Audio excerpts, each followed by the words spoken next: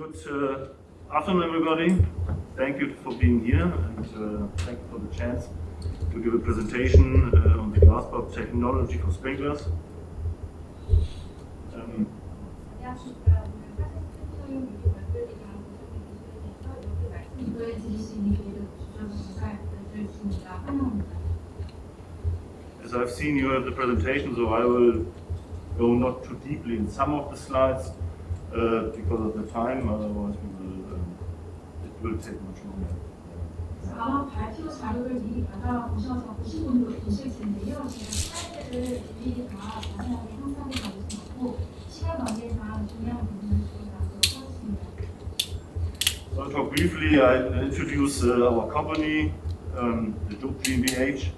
I give you some information on the function of glass bulbs, on the design characteristics, and on the production and inspection methods we use. And then since glass bulb and fusible elements is a topic always, I give you some comparison of glass bulbs and fusible elements. And if time is left, I can give you some information on applications and some new innovations, or we can do it afterwards later.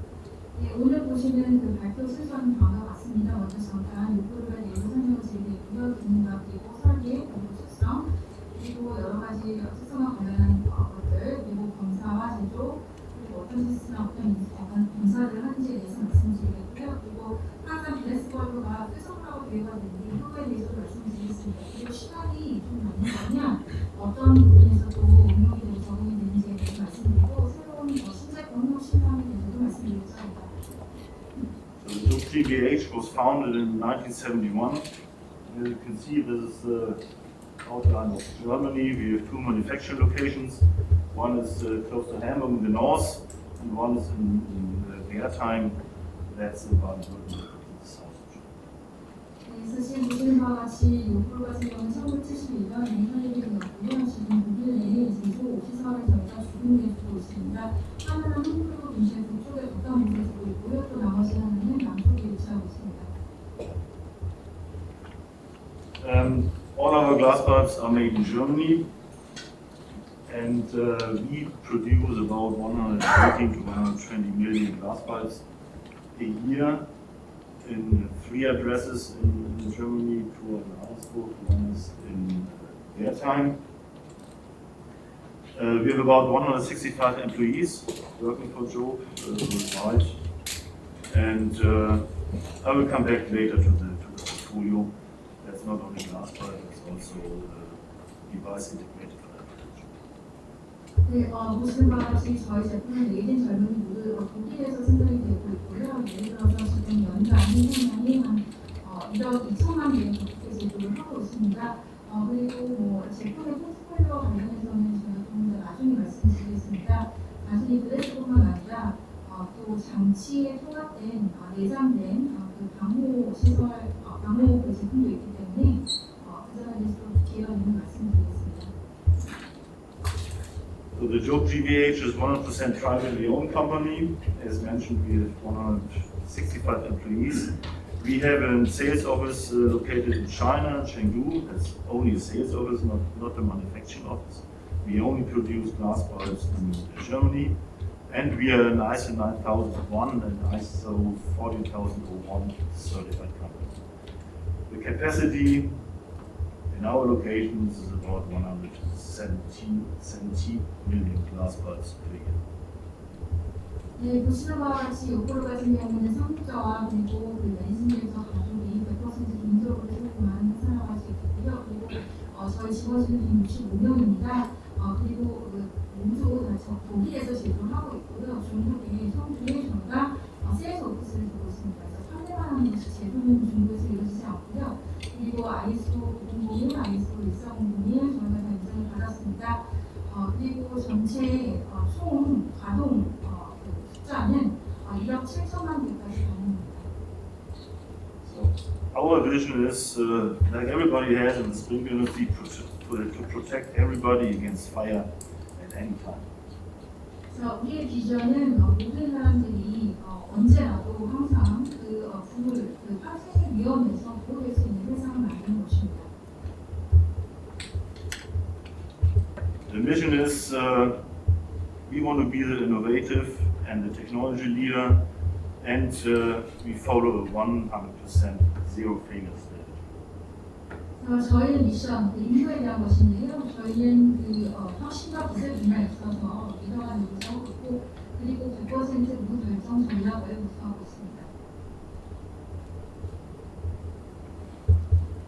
So the main applications for the glass bulb, or the main product, are the thermal bulbs for glass bulb. We have also some thermal bulb links for kitchen hoods or fire doors or other applications.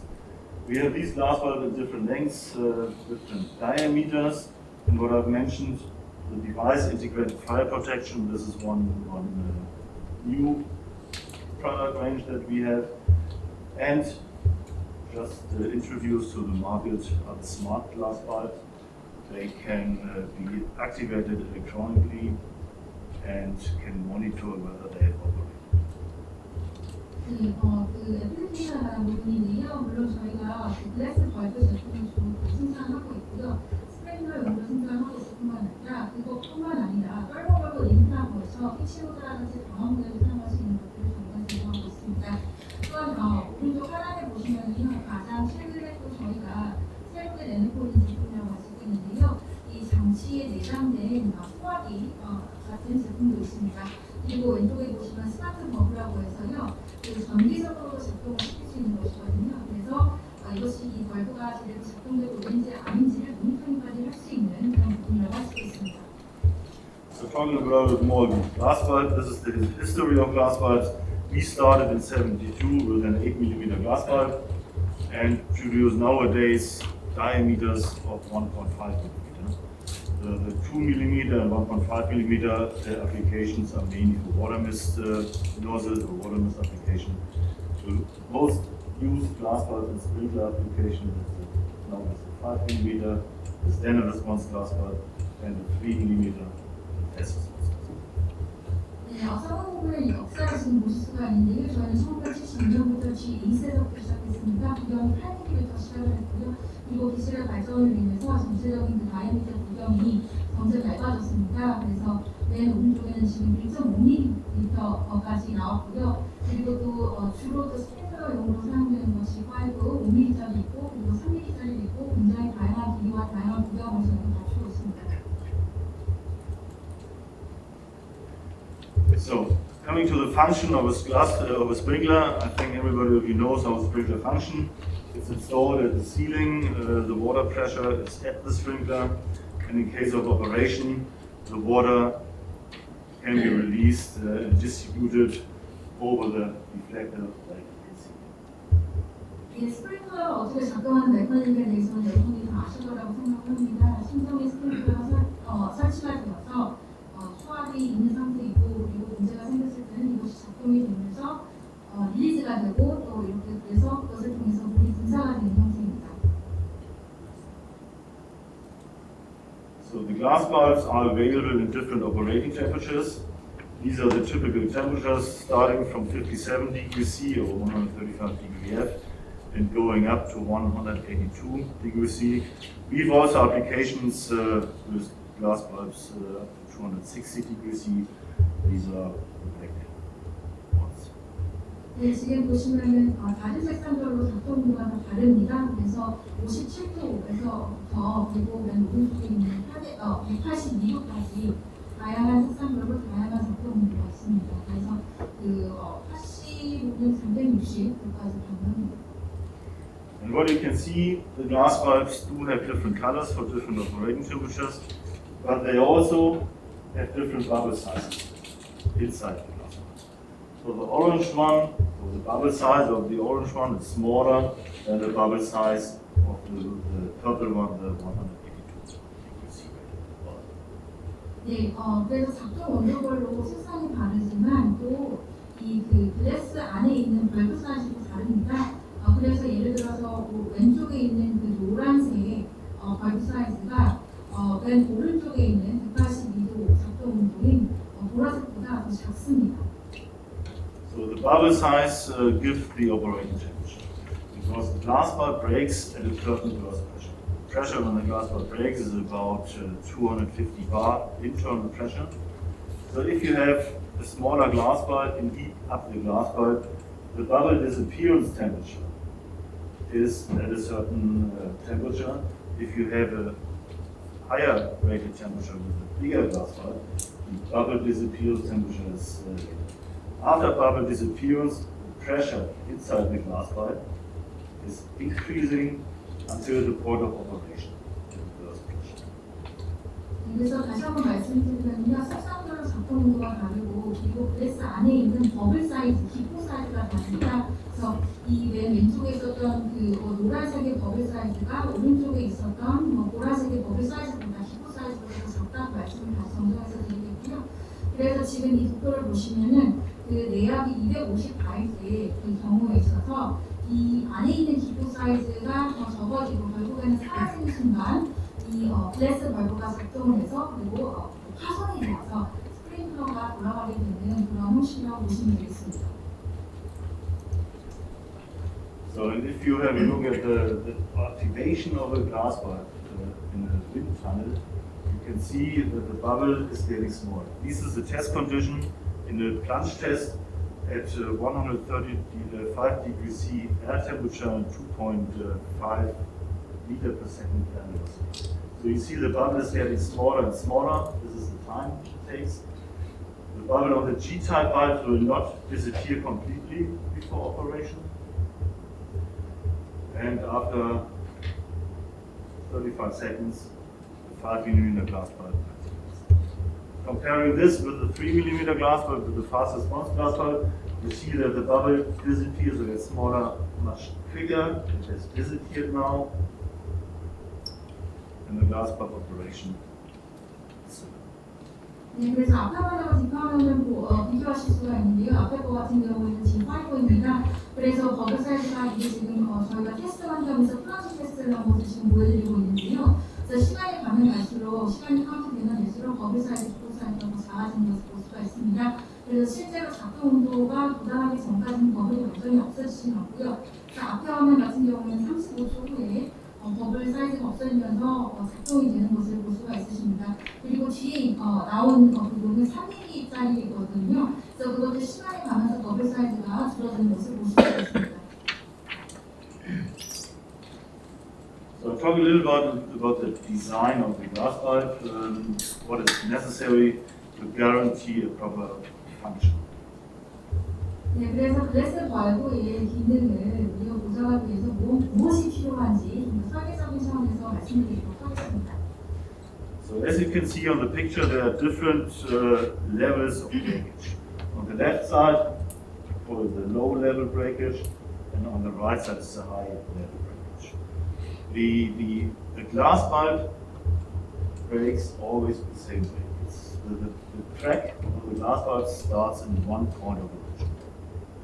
그래서 지금 보면은 글래스가 파손이 될 때 그 정도가 로우 레벨이 있고 하이 레벨이 있는데요. 왼쪽은 로우 레벨 그리고 오른쪽은 하이 레벨입니다. 그래서 항상 글래스가 브레이크할 때 깨질 때 파손될 때 항상 한 부분에서 먼저 시작을 하는 것을 알 수가 있습니다. After the origin of the crack propagates to both directions. And if the crack reaches a certain speed, it divides into other tracks. 한 곳에서 원래 오리진 그 지역에서 시작을 해가지고 나중에는 방향으로 두 방향성으로 이렇게 퍼지는 것을 볼 수가 있습니다.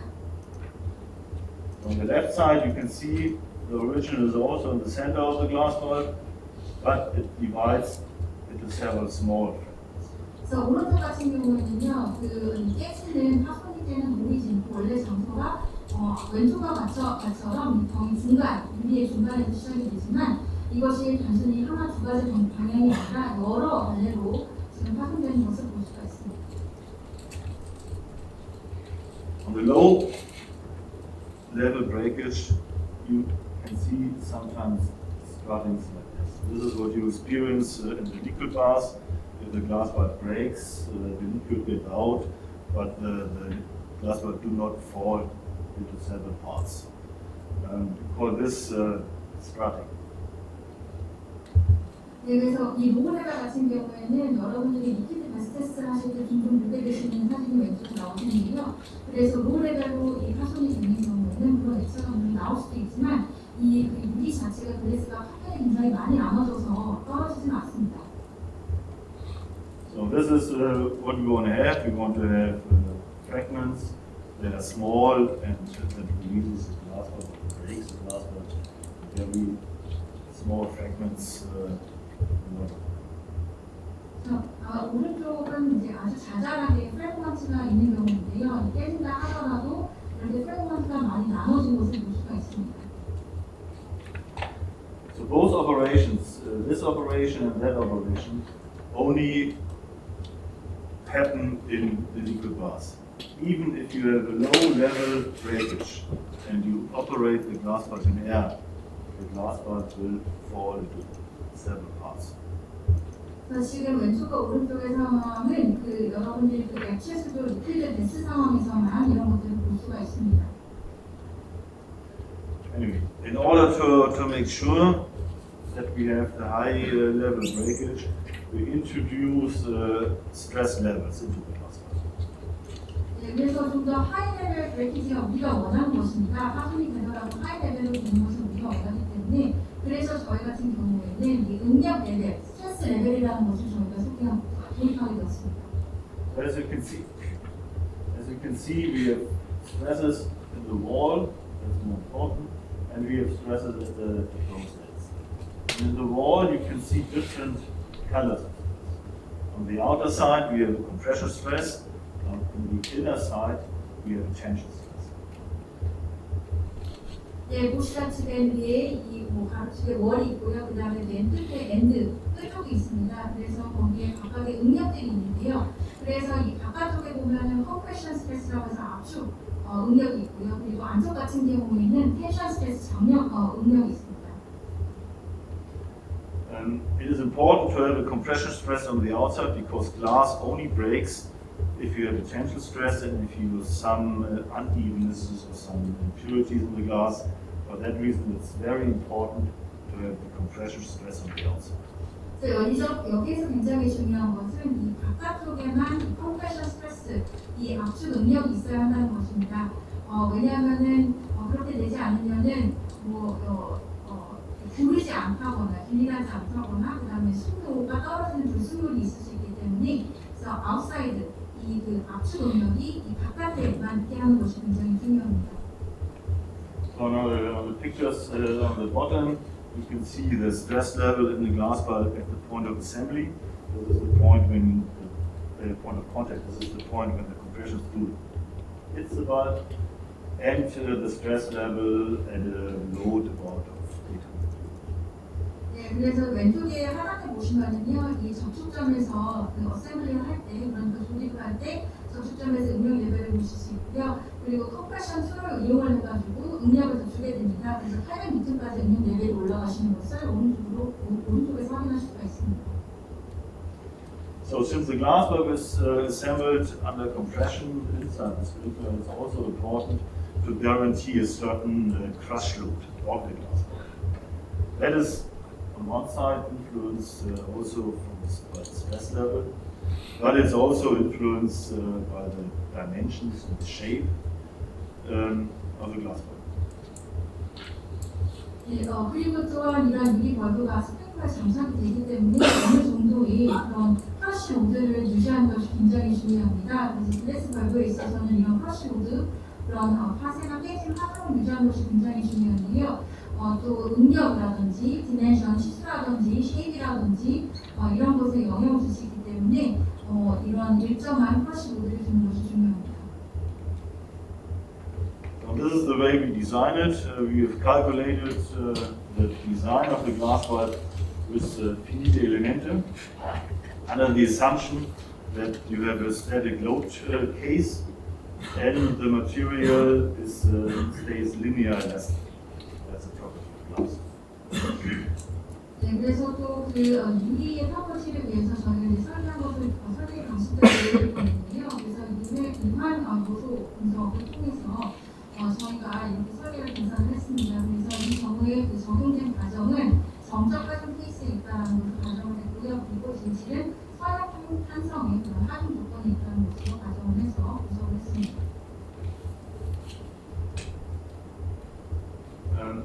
We see the different stresses on the glass bulb, and in principle you have only axial stresses, and negative values are compression stress. So you can see on the outside there are always negative values, and on the inside there are negative values and some positive. 지금 보시는 것은 주축 응력에 대한 것인데요. 이 주축 응력과 그다음에 또 이 컴프레션 스트레스 그 압축 응력에 대한 네거티브 밸류라고 할 수 있겠습니다. 그래서 바깥쪽에는 네거티브 밸류가 있고 그리고 안쪽에는 네거티브 밸류와 포지티브 밸류가 있는 것입니다. So you can see if the glass bulb is pressurized, if we put internal pressure to the glass bulb by heating up the glass bulb, the stress level inside the glass bulb changes. This is at 250 bar, and this is at a stress level or an internal pressure close to operation. And this is the point where the glass bulb starts to break. 네, 그래서 인장 응력의 지금 변화를 보고 계시는데요. 내압이 250바일 때의 모습입니다.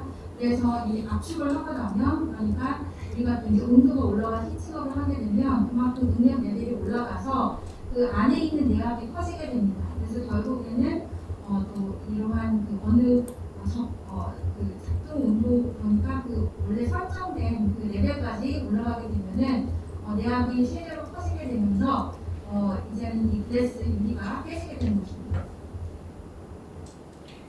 So the glass bulb has to fulfill certain characteristics. These are the typical characteristics that probably everybody knows. This is for sure the operating temperature. This is the air bubble vanishing temperature. That's something special in Korea and Japan. We do not have the air bubble temperature in Europe, and it's also not present, or it's not required to measure in the United States. We have the sensitivity of glass bulb. The sensitivity is how fast the glass bulb operates, and of course the strength. These are the characteristics that are measured. But we also need certain fragment size, so that the waterway is cleared in case of operation. We need a certain thermal shock resistance, resistance against vibration and water hammer, and of course for several applications, corrosion resistance. 네, 그래서 그 유리벌브가 가져야 될 특성들이 여기 나오는데요. 그래서 우리가 측정하는 것들이 맞습니다.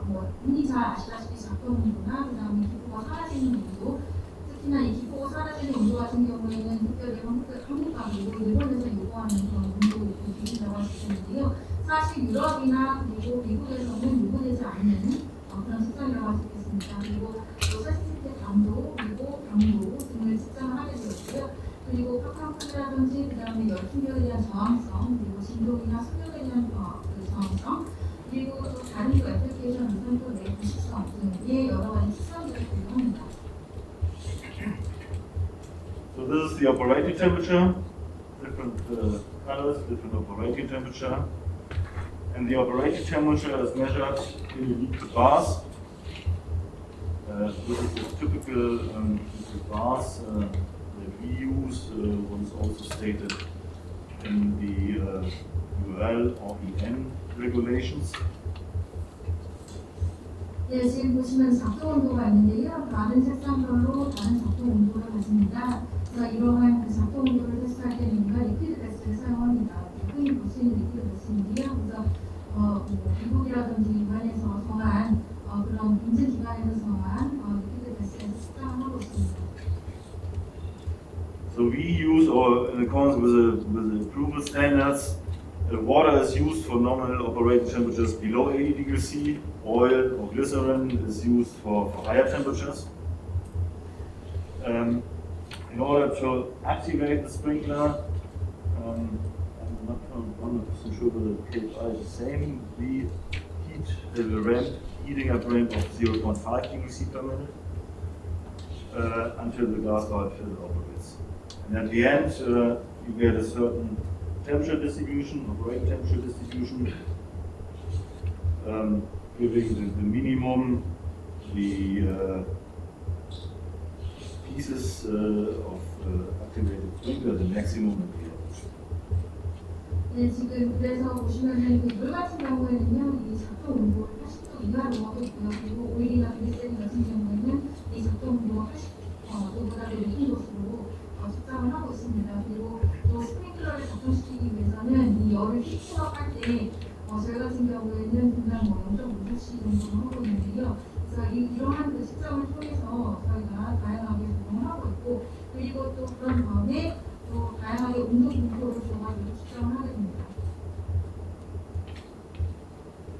The next one is the response time index, the RTI, measured in meter per second, about 1/2.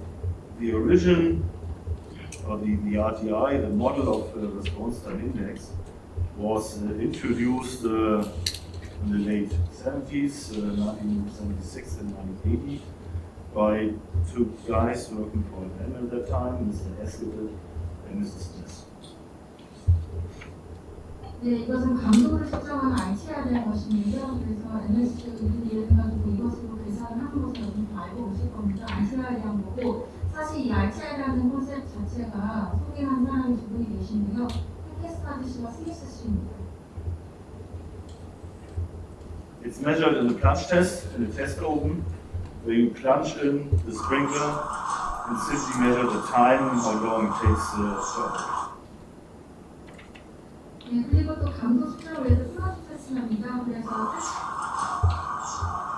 테스트 오븐에 집어넣는 거죠, 스프링클러를요. 그래서 스프링클러를 플런지 해가지고 시간을 잽니다. 이거 실제로 작동할 때까지 얼마나 걸리는지를 보게 되는 것입니다. With different parameters, everybody knows this nice formula. You put in the temperatures, starting temperatures, return temperatures, measure the time to activation, and at the end you get the RTI. 그래서 RTI를 측정하신 부분은 다 아실 겁니다. 여러 가지 다른 파라미터를 이용해서 시작 온도 정해져 있고, 이것에 따라서 이 측정을 해서 시간이 얼마나 걸리는지, 그래서 여기 공식을 이용해서 RTI를 구하게 됩니다. So then it's classified in different categories. You see the fast response does have an RTI up to 50. The special response, that's something, do we have special response in that KPI? I'm not quite sure. Because we have it in Europe, it doesn't exist in the US. And then there's a standard response, the white category, everything above 80 until the former time 350 is now limited with some standards. 네, 그래서 이러한 것에 따라서 강도가 이렇게 분류가 되는데요. 얘네들 보시면은 이제 그 조기라는 데서 빠른 반응이라고 해서 이것은 RTI 지수가 50 이하인 것을 나타내고요. 그리고 그 위에 50에서 80 사이가 특수 반응입니다. 그래서 한국 소방산업기술원 TFI도 이런 특수 반응에 대해서 보고 계신지를 모르겠는데, 유럽이나 미국에서는 좀 요구되지 않은 것으로 알고 있습니다. 그리고 그런 다음에 80 이상에서 350까지 표준 반응이 있는데, 때로는 규제에 따라서 350이 아니라 200으로 제한되는 경우도 있습니다. So then we have the strength of the glass bulb. That's also measured. Applying force to the glass bulb. We do it. We locate the glass bulb between two test plates having specified seating diameter. Then apply a force with 250 Newton per second until the glass bulb breaks. 네, 그리고 이것은 유리벌브의 그 강도 테스트를 말하는데요. 지금 이 왼쪽 그림을 보시다시피 아래와 위에 테스트 페이지가 두 개가 있어서 그 사이에 저희가 유리를 넣습니다. 그래서 이 초당 250N까지 힘을 가해서 그 유리가 파괴될 때까지 그것을 보게 됩니다. 그래서 이런 식으로 유리의 강도를 구합니다. At the end, we have the test results. We calculate the average crush load and the lower tolerance limit. The lower tolerance limit is a statistical value explaining that 99.9% have a higher crush load than the TL. It's similar to the minimum, only with a statistical value. 그래서 지금 이런 식으로 이렇게 강도 테스트를 해가지고요. 저희가 평균 터시 로드를 계산을 하게 됩니다. 평균 터시 로드에 여기 보이는 공식을 이용해서 저희가 그 허용한 게한 팩이 5월 톨러런스를 인해서 나오게 됩니다. 통계적으로 적절한 그런 개념이라고 생각하시면 되겠습니다. So at the end, we have the test results, a nice distribution showing the minimum, the average, the standard deviation, the maximum, and we always calculate the L values for different sample sizes. 네, 그래서 여러 가지 다른 그 샘플 사이즈를 측정하는데요. 이제 결국에는 여기 테스트 결과를 다양하게 분포되는 것을 볼 수가 있습니다. 미니멈 그리고 맥시멈 풀 컨셉을 볼 수가 있습니다. So it's this is important that you have a certain value between the assembly load of the sprinkler, this curve, and the strength of the glass pipes. For example, the European standard, you have to have a ratio of 6:1, average to average, and a ratio of 2:1 between the upper tolerance limit of the sprinkler assembly and the lower tolerance limit of the glass pipe strength. 네, 그래서 이 전체적인 어센트리 밸류하고 그다음에 글래스웨어의 스트렝스 간의 이런 차이점을 저희가 측정을 하게 되는데요. 특히나 이 버퍼 트리거 레벨하고 글래스웨어의 스트렝스의 그런 그 비율이 이런 같은 경우에는 뭐 예를 들어서 2대1 비교가 된다라는 그런 기준이 있습니다.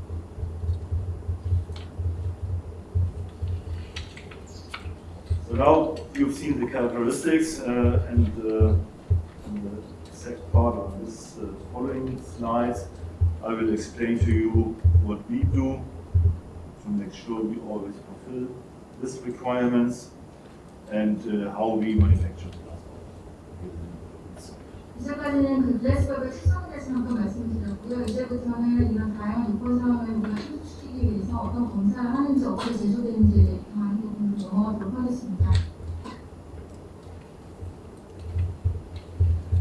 So everything is a zero failure strategy, and all starts with the supplier management and inspection of the equipment.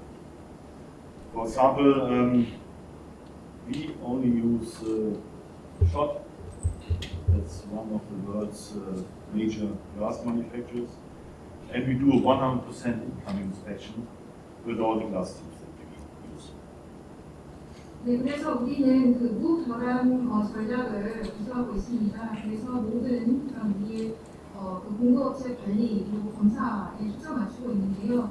예를 들어서 전 세계 주요 유리 제조사 중에 하나인 쇼트 제품을 저희가 사용을 하고 있고요. 그리고 이 쇼트 제품에서 유리관, 유리 튜브를 가져올 때 100% 점수로 이고 검사를 저희가 실시합니다. So what you see on the left side, this is the device for the incoming inspection. Each glass tube goes through this camera system, and at the end we classify the glass vials in different weight classes. You have a certain tolerance of the dimensions, of the wall thickness, and of the outer diameter of the glass vial. And in order to have a very uniform production, we need nearly the same mass of glass. Because if you melt glass, it's important, or it's the factor is the mass. If you have a higher mass, you need more heat. If you have less mass, you need less heat to melt. For that reason, we classify them after the inspection different weight classes. 네, 왼쪽에 보시는 것은 저희가 이제 입구를 들어올 때 입구 스테이션의 모습을 볼 수가 있는데요. 저희가 그 유리관을 그 공급사한테 들어올 때 입구 검사를 한다고 말씀드렸는데 다양한 카메라 시스템을 우리가 사용을 해서 입구 검사를 시행하고 있습니다. 그래서 이런 검사를 통해서 들어오는 유리관을 우리가 다른 분류로 분류를 하는데요. 그래서 왜냐하면은 저희가 균일한 품질의 제품을 내놓기 위해서는 어떤 월 두께인지 어떤 직경인지 이런 것들을 우리가 면밀히 조사를 해야 되기 때문에 그래서 균일한 생산을 위해서 가장 또 중요한 부분이 바로 질량입니다. 매스입니다. 그래서 전체적인 매스가 균일성을 유지하는 데 있어서 굉장히 좋은 중요한 요소인데요. 만약에 매스가 굉장히 높다 하면은 그것은 그만큼 많은 열이 필요하다는 것이고 매스가 낮으면은 열이 덜 필요하다는 것이기 때문에 이런 식으로 카메라 시스템을 이용해서 저희가 입고 검사를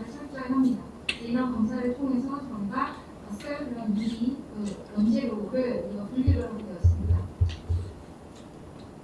Here you can see the camera system. We have actually two camera systems. On one side of this equipment, we have a camera system that looks for longitudinal failures in the glass bulb. And on the other side, we have a system that looks for round failures inside the glass.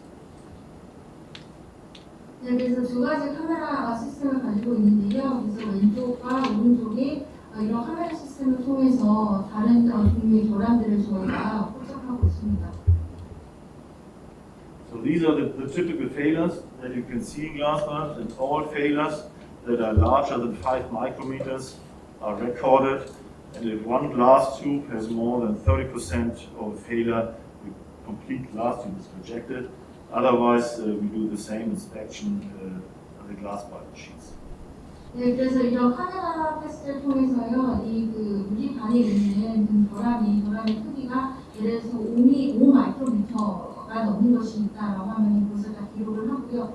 그래서 전체 몇 퍼센트 우리의 기준, 예를 들어서 30%다 이렇게 되면은 모든 이 관련된 것들을 저희가 리셋한번 하게 됩니다. 그래서 이런 식으로 면밀하게 저희가 또 결함들을 측정을 하고 있습니다. So no glass bulb or glass tube manufacturer can guarantee us the quality that we want to use. For that reason, we have to do the incoming inspection on our own. The reason for these type of failures is because the glass tubes are drawn out of big melting vessels with stone walls. And time by time, some small stones of the walls fall into the melt. And when the glass is drawn out of this melt, there might be some remaining stones in the wall, or sometimes this is a longitudinal bubble, it's difficult to see. Sometimes there are air bubbles in the melt. And if you draw out of the melt, the air bubble remains in the wall of the glass. And this is one thing we do not want to have for the use of these glass tubes into our glass bulbs. 그래서 저희 같은 경우에는 이렇게 철저히 입고 검사를 하는 이유가 유리 제조 업체에서 물론 최선을 다해서 생산해서 저희에게 되지만 사실 그 공정 과정에서 일어나는 것을 입체적으로 100% 개런티할 수 없기 때문에 저희가 철저히 입고 검사를 통해서 결함을 찾아내고 있습니다. 왜냐하면 일반적으로 이런 유리관 글래스 튜브가 제조업체에서 생산이 처음에 될 때 이런 큰 스톤 월을 이용해서 하기 때문에 그 베젤이나 이런 노즐을 이용해서 그 생산 과정에서 이 스톤에 있던 것들이 좀 떨어질 수가 있습니다. 그래서 이런 종류의 글래스 튜브에 결함이 생길 수도 있고 때로는 이 글래스 튜브 자체의 버블, 기포가 조금 있는 경우도 있습니다. 그래서 이러한 결함이 있는 것을 저희 제품에 쓰게 된다면 균일한 품질을 보장할 수 없기 때문에 그래서 저희가 입고 검사를 이렇게 철저히 하고 있습니다. So in order to be more independent and to be more flexible on the dimensions of the glass tubes, we do make also glass by ourselves. We do not make the glass itself, but we have a different method of manufacturing small glass tubes. We buy big glass tubes with a big diameter of that size. And then we draw the glass by ourselves to the dimension we want to have.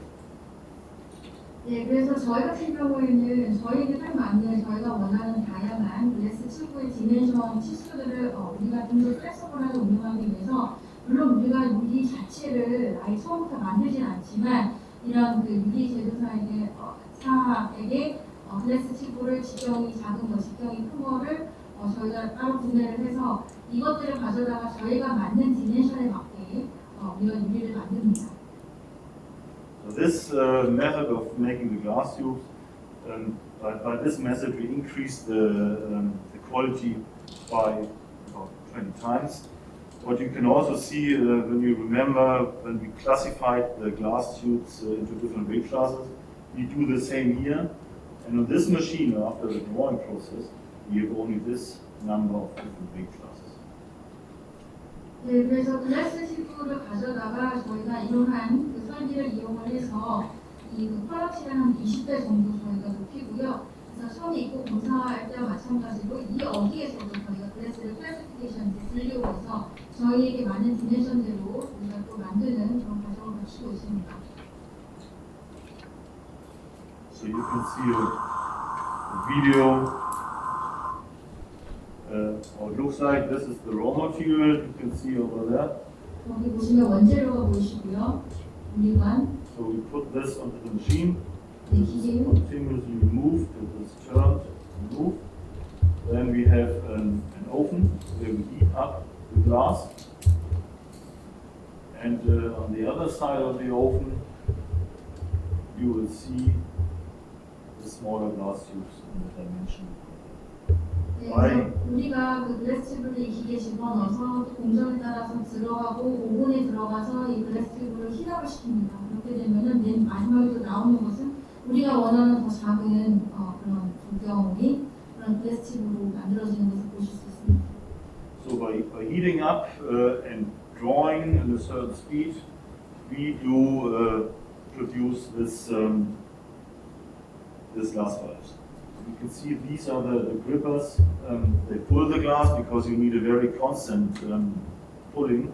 We do it like if you pull a rope one by one, so we have a continuous pause pulling the glass through the oven. 네, 보시면은 그 힐업을 하는 것이 이제 오븐이라고 말씀드렸는데요. 이런 식으로 계속해서 연재를 집어넣어서 끌어내서 그리고 여기 보시면은 그 그리퍼가 있는데요. 이것을 이용을 해가지고 이 유리에 계속해서 그 풀링하는 힘을 줍니다. 그래서 계속해서 지속적인 플러스 힘이 가질 수 있도록 해서 결국에 우리가 원하는 직경의 그 치수의 그런 유리관이 나올 수 있도록 하고 있습니다. So what we do continuously is to measure the dimension of the glass tube. So we measure the outer diameter and we measure the inner diameter continuously. And you can see on the right side, you can see some measurements, all the data that are stored in the system. The system is regulated by these data to have a very conform product. 그래서 이런 식으로 저희가 또 설비를 이용을 해서 저희에게 맞는 그런 글래스 튜브 디멘션을 우리가 또 만들고 있고 이런 모든 것과 관련한 그 정보들을 오른쪽에 보시다시피 또 측정 정보라든지 데이터들을 저희가 또 이렇게 두고 있습니다. 그래서 이런 데이터들이 시스템에 저장이 돼서 지속적으로 균일하게 관리될 수 있도록 하고 있습니다. So in the end, whether we use the glass tubes that we purchase or that we buy in the dimension we use, or whether we use a glass tube that we draw on our own, we have glass tubes that are about 1.50 meters long, and out of these glass bulbs, glass tubes, we have to form the glass tubes. 네, 그래서 저희가 그 유리 제조사에게 그 유리관을 또 구매를 하고 우리에게 맞는 치수로 구매한다던가 아니면 우리에게 맞는 치수로 저희가 또 만들고 그리고 왼쪽과 같은 그런 유리관에서 유리관 같은 경우는 1m 50인데요. 이것을 또 통해서 저희가 또 포밍, 성형을 합니다. 그래서 오른쪽과 같이 유리벌브가 나올 수 있도록 포밍을 합니다. We do this on rotating machines. You can see here, these are the glass tubes that we inspected before. And then by turning, by heating up, pushing and pulling, we form the glass valves out of the system. 네, 지금 보시면은 맨 위쪽에 우리가 아까 검사했던 글래스 튜브들이 들어가 있는 것을 볼 수가 있고요. 이런 로테이팅 머신을 통해서 계속 회전을 통해서 열을 가고 그리고 푸시하고 플링을 통해 가지고 우리가 원하는 글래스 벌브로 만드는 공정을 이루고 있습니다.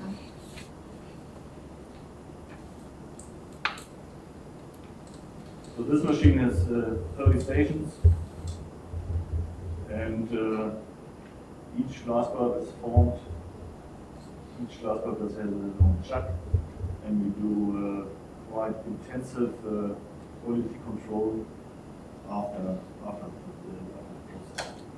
그래서 이런 식으로 저희가 생산하는 그런 글래스 벌브가 성형이 되고요. 계속해서 체킹을 합니다. 그래서 우리는 굉장히 아주 고도의 집중적인 그런 품질 관리를 하고 있습니다. So you've seen each glass bulb when it comes from the machine, it goes through this measuring system. And on these measuring system, we measure 50 dimensions internally and externally on each glass bulb. During this measurement, we rotate this glass bulb in order to find out any eccentricities that can occur. You can see this. This is only one glass bulb. 12 times, and on each 50 dimension. So we measure in total about 600 dimensions on each glass. 좀 전에 화면에서 보여드렸던 그 머신을 이용해서 저희가 측정을 하거든요. 각각의 글래스 발브를요. 그래서 이 하나의 글래스 발브가 50개의 디멘션을 저희가 측정을 합니다. 그래서 지금 오른쪽에 보시는 것이 하나의 글래스 발브인데요. 이것을 멀티범을 50 디멘션씩 저희가 측정을 합니다. 그래서 총 600번의 측정이 이루어지고 있습니다. 한 개의 글래스 발브는요. So with this data that we obtained during this process, we do a lot of statistics and processes. This is, for example, one data of the length of the glass tubes. For each chuck, we have the data. Same here, these are data. You can see there's one length line. So the rejection rate of one chuck is too high. You simply take the glass out of this chuck and don't use it anymore. If we have too many chucks that do not produce glass, then we have to do maintenance approach. 네, 그래서 지금 보시면은 우리가 이러한 측정을 통해서 많은 힘든 자료들을 저장을 하고 있고 이것을 통해서 공정 관리를 하고 있습니다.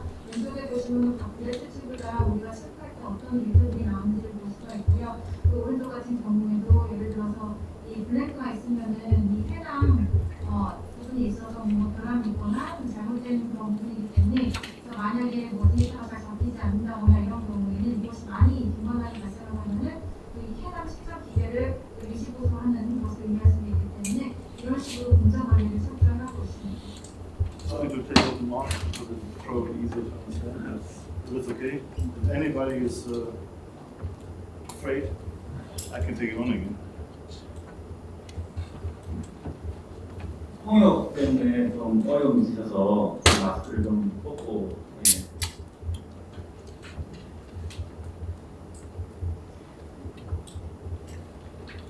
Okay, we came to the point where the glass bulbs without any liquid, and it's probably hard to see, but the tip is here and the tip is still open. 지금 그래서 앞서서 유리벌브를 만든 공정에 대해서 말씀드렸는데 지금 단계는 아직 액체가 들어가지 않은 글래스 벌브 형태를 지금 단계가 설명드렸습니다. 지금 이 사실은 잘 보이지 않지만 맨 위쪽에 보시면 끝쪽 칩이 아직 오픈된 상태입니다. So we want to have, at the end, the final product, glass bulbs in different sizes, different temperatures, with different characteristics. 그래서 결국에는 이것을 더 공정을 진행시켜서 안에 액체를 주입을 해서 완제품으로 나왔을 때는 각계 단위 사이즈, 각계 단위 캐릭터리스틱, 그다음에 온도, 작동 온도별로 이렇게 다양한 제품을 내고 있습니다. So the next processes take place on machines like this. Everything is automated. When I started working for Job 26 years ago, we didn't have any of these machines. We had a lot of people sitting there with gas burners and welding one glass pipe by each other on many lines. Nowadays, everything is automated. 그래서 지금 보시는 것은 저희가 사용하고 있는 그 기계 설비인데요. 모든 것이 지금 모두 다 작동하는 상태입니다. 그래서 26년 전만 하더라도 이러한 작업들을 저희가 다 앉아가지고 각자 매뉴얼 작업을 했었는데 사실 이제는 이런 모든 작업들이 오토메이티드 자동 설비를 통해서 이루어지고 있습니다. So this is a video giving a little impression on how we melt and test the glass pipes on these machines. I will get into details on several steps afterwards. This is upside down, you've seen the pictures before. This is actually a hand sprinkler, not an upright sprinkler. But 네, 지금 보시는 바와 같이 정말 동영상을 통해서 가능할 수 있을 거라 생각합니다. 앞서 보여드린 머신이면서 우리가 글래스벌브를 가지고 테스트를 하는 하는지 어떤 작업들을 고치고 있는지에 대해서 볼 수 있습니다. So this is again the incoming inspection of the glass tubes. You can see the camera system, what we talked about before. 아까 설명드린 대로 입고시에 글래스 튜브를 저희가 입고할 때 카메라 시스템을 이용해서 어떻게 또 점검을 하는지에 대해서 보여드리고요. These are the classifications in different weight classes. 그래서 다른 글래스별로 지금 분류를 하고 있는 것을 보실 수가 있습니다. This is again the drawing process, drawing the glass parts. 글래스 벌브를 드로잉하는 운동을 보고 계십니다.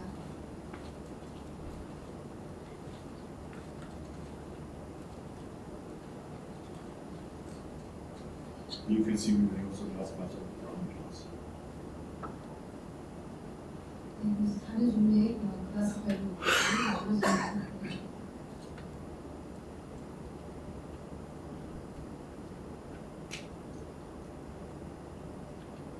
So this is an overview of the room where we make all the glass parts. And after that, this is, you've seen this before. After that, we start with filling, calibrating the glass pipes.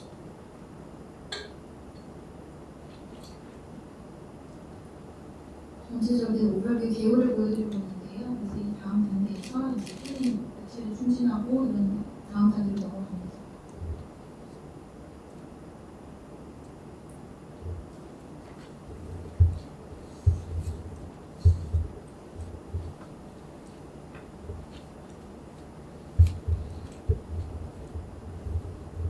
So now we come to this machine. These are the automated machines. We do the filling already on these machines nowadays. So the glass bulbs are filled with the liquid up to the top. Then they are calibrated, and this is the answer to one of the questions. Then we heat up the glass bulb and build the air bubble inside. This is the automatic control after welding. So we have 100% control after the welding process. 네, 그래서 지금 이 작업 결과를 보여주시는데요. 이 필링을 한 상태에서 리퀴드를 일단은 탑으로 채운 다음에 지금 헤이버진 교정을 통해서 지금 공정이 진행되고 있는데요. 그래서 발브를 시작을 시켜가지고 또 에어버블을 볼 수가 있습니다. 그래서 이러한 프로세스는 용접 이후에 웰딩이 들어가는 프로세스를 보고 있습니다. I come to this pictures later when we go step by step. This is the 단계별로 설명을 드릴 때 다시 보여드리도록 하겠습니다.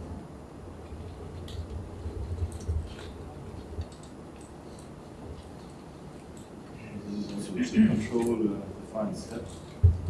This is the way we store the glass bulbs, sometimes in the process. That's the kind of buffer.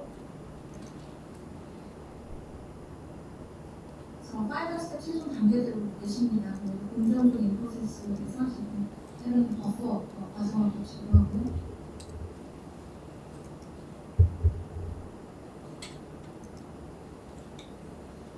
These are different inspection steps.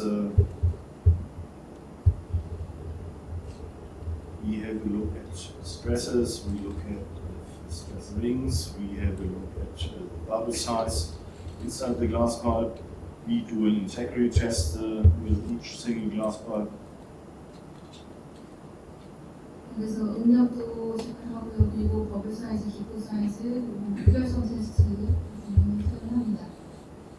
So at the end we do the marking on each glass bulb. We put the individual batch number and the type. 그래서 그런 다음에 저희가 각각의 글래스 벌브에 표시 마킹을 합니다. 그래서 어떤 유형인지 타입인지 어떤 매치 넘버인지를 표시를 하게 되었습니다. So these are some pictures of the R&D lab where we do the investigation. 그래서 At the 우리가 end, 그런 작업들을 통해서 어떻게 하는지 지금 영상으로 나오고 있고요. portfolio, different sizes, different lengths. 다른 사이즈, 다른 길이로 다양하게 갖춘 포트폴리오들이 제목으로 나오고 있습니다. And finally, we see the packing and the glass. This is the typical packing where each glass bulb is located in a separate cup. And this is our warehouse. So in order to make sure that we are able to deliver every time for every purchase order. We keep about 3 months of sales in our warehouses. 네, 그리고 패키지 과정을 거치게 되는데요. 화장품이죠. 그래서 각각의 결국 유리벌브도 각각의 컵에 개별적으로 보이게 됩니다. 그래서 지금 보시는 화면은 저희가 가진 창고인데요. 그래서 구매 주문이 있을 시에 우리 창고에서 바로 제공할 수 있도록 하고 있습니다. 일반적으로 저희 창고는 한 3달치 구매 주문권을 구매할 수 있도록 하고 있습니다. Coming a little bit more, or talking a little bit more detail on the testing and welding line. So this is the equipment that we use, that you will see. These are the different production sets. We start on this side. We start here with the filled glass pipe. We do have the welding of the glass pipes on this side. 네, 글래스 파이프를 중간에 위치 보여드린 부분에서 시작을 먼저 하고요. 그런 다음에 지금 제가 포인트로 표시를 했는 그 부분에서 저희가 용접, 웰딩을 하게 됩니다. 그래서 이게 지금 저희가 생산하면서 쓰게 되는 장비, 지금 화면을 통해서 저희가 보았던 그런 다른 생산 단계를 지금 보여주는 화면이라고 할 수 있습니다. So this is the area we add some value to the customer. On the other side, this is only testing.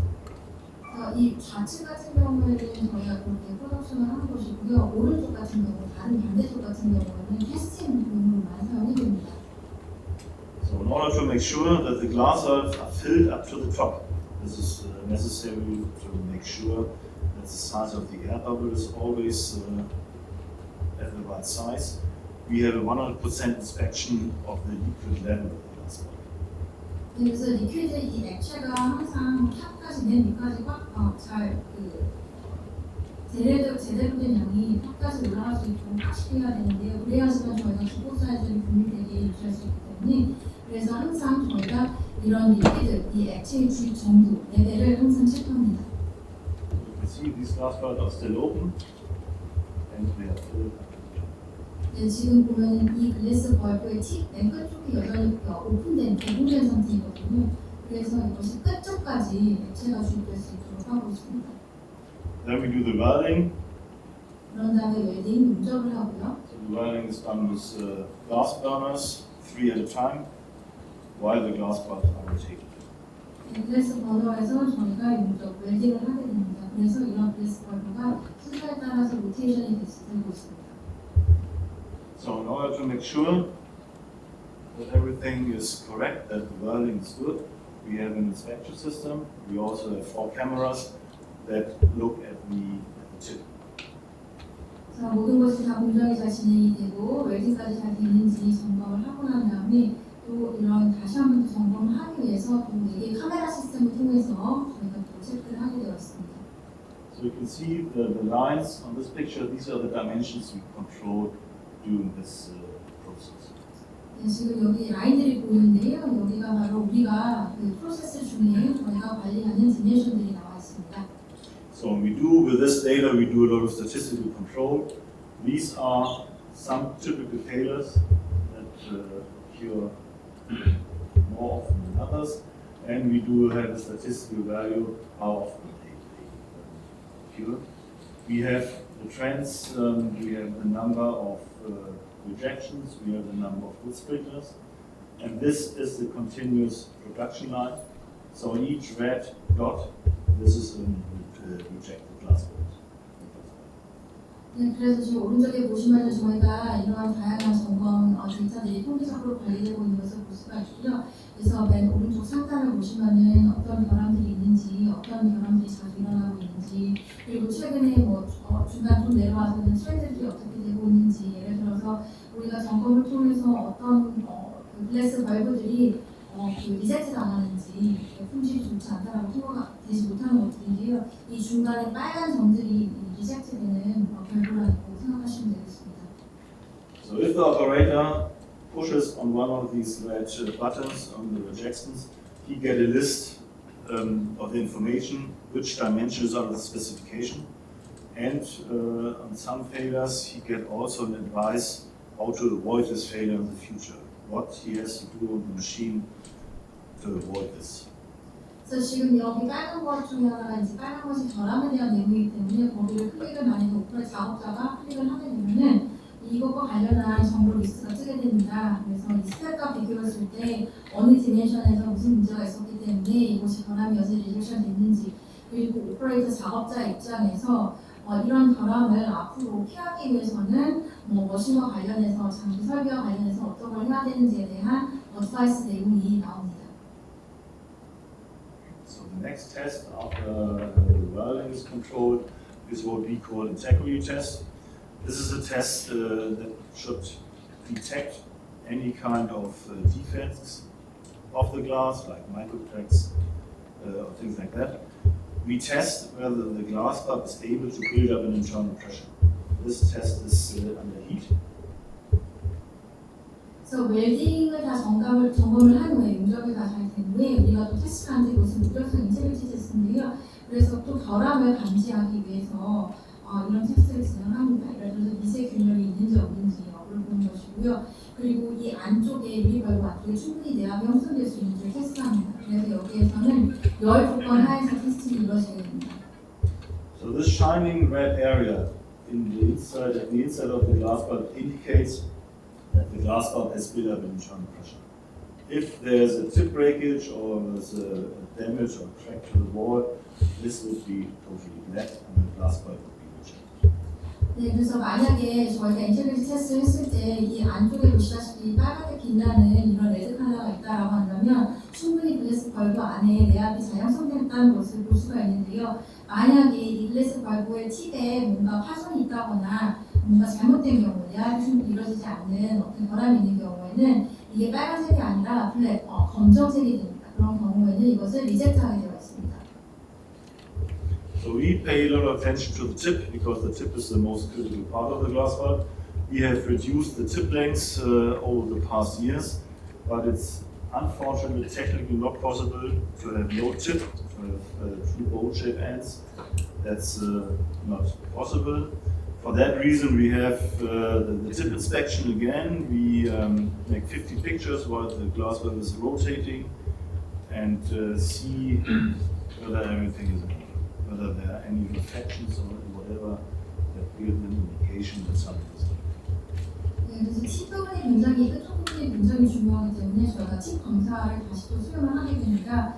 물론 우리가 수년 동안 이 불필요한 팁 부분을 계속해서 줄여오거나 숫자를 줄이려고 노력했지만 어쩔 수 없이 팁을 아예 없애는 것은 불가능합니다. 양쪽 끝에 팁이 있기 때문에 그래서 이러한 팁 검사를 우리가 품질 보장을 위해서 하고 있는 것인데요. 그래서 글래스 벌브가 로테이션 회전될 때 15장의 사진을 찍어서 혹시나 팁에 또 문제가 없는지를 파악하기 위해서 검사를 실시합니다. So the next test inspection process is again the tip or the tip area. On this station we check two figures. First of all, on the right side, we measure the bubble size inside of the glass bulb. At the beginning, I didn't mention it before, we heat up the glass bulbs to the lower limit of the operating temperature. So all glass bulbs that would operate too early in the field break in this first test. We can't break the glass bulbs that would operate too late. For that reason, we measure the volume of the bubble size. If the bubble size is too big, the glass bulb would break too late.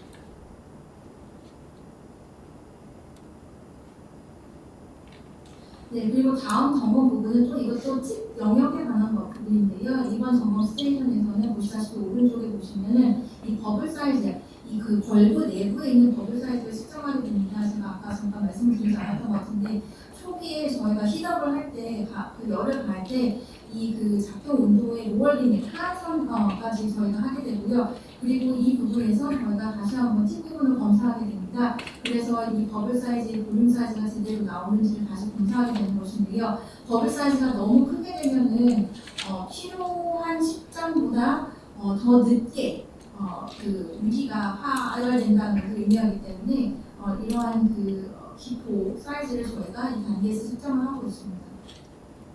So what we do on the left side, we again have a look at the stress pattern in the tip area. If you weld metal or if you weld glass, you introduce heat to the glass. And you also introduce, because of the temperature differences, you also have some area where you build stress ring or stress. 왼쪽 같은 경우에는 그 응용 패턴을 보는 부분입니다. 그 부분에 있어서 응용 패턴이 어떻게 야사가 찌고 있는지를 보게 되는 것인데요. 여기 마찬가지로 비너스에 열을 가해서 히트를 줘서 또 이 다 보시다시피 색깔별로 온도 차이가 발생할 수가 있는데요. 이 팁 부분에 이 스트레스 패턴이 어떻게 되는지 제대로 되어 있는지를 확인하게 됩니다. So the stress ring is does not cause any damages or failures. The stress ring is okay. The only thing that we double check is whether the stress ring is not too close to the seating area, to the shoulder area, whether it's not too close to the tip, and whether it's in the right angle to the center line. 그래서 이 부분을 바로 스트레스 링이라고 하는데요. 이 유리에 그 열을 가했을 때 이 응력 링이 생길 수가 있습니다. 그래서 이과 관련해서 불필요한 데미지가 있는지 없는지 여부를 보고 그리고 이렇게 발생된 스트레스 링이 이 그 유리벌브의 시팅 그러니까 숄더 부분하고 너무 가까운지 팁 부분하고 너무 가까운지 제대로 된 센터 앵글에 맞는지 이런 부분들을 저희가 점검을 합니다. After these tests have been passed,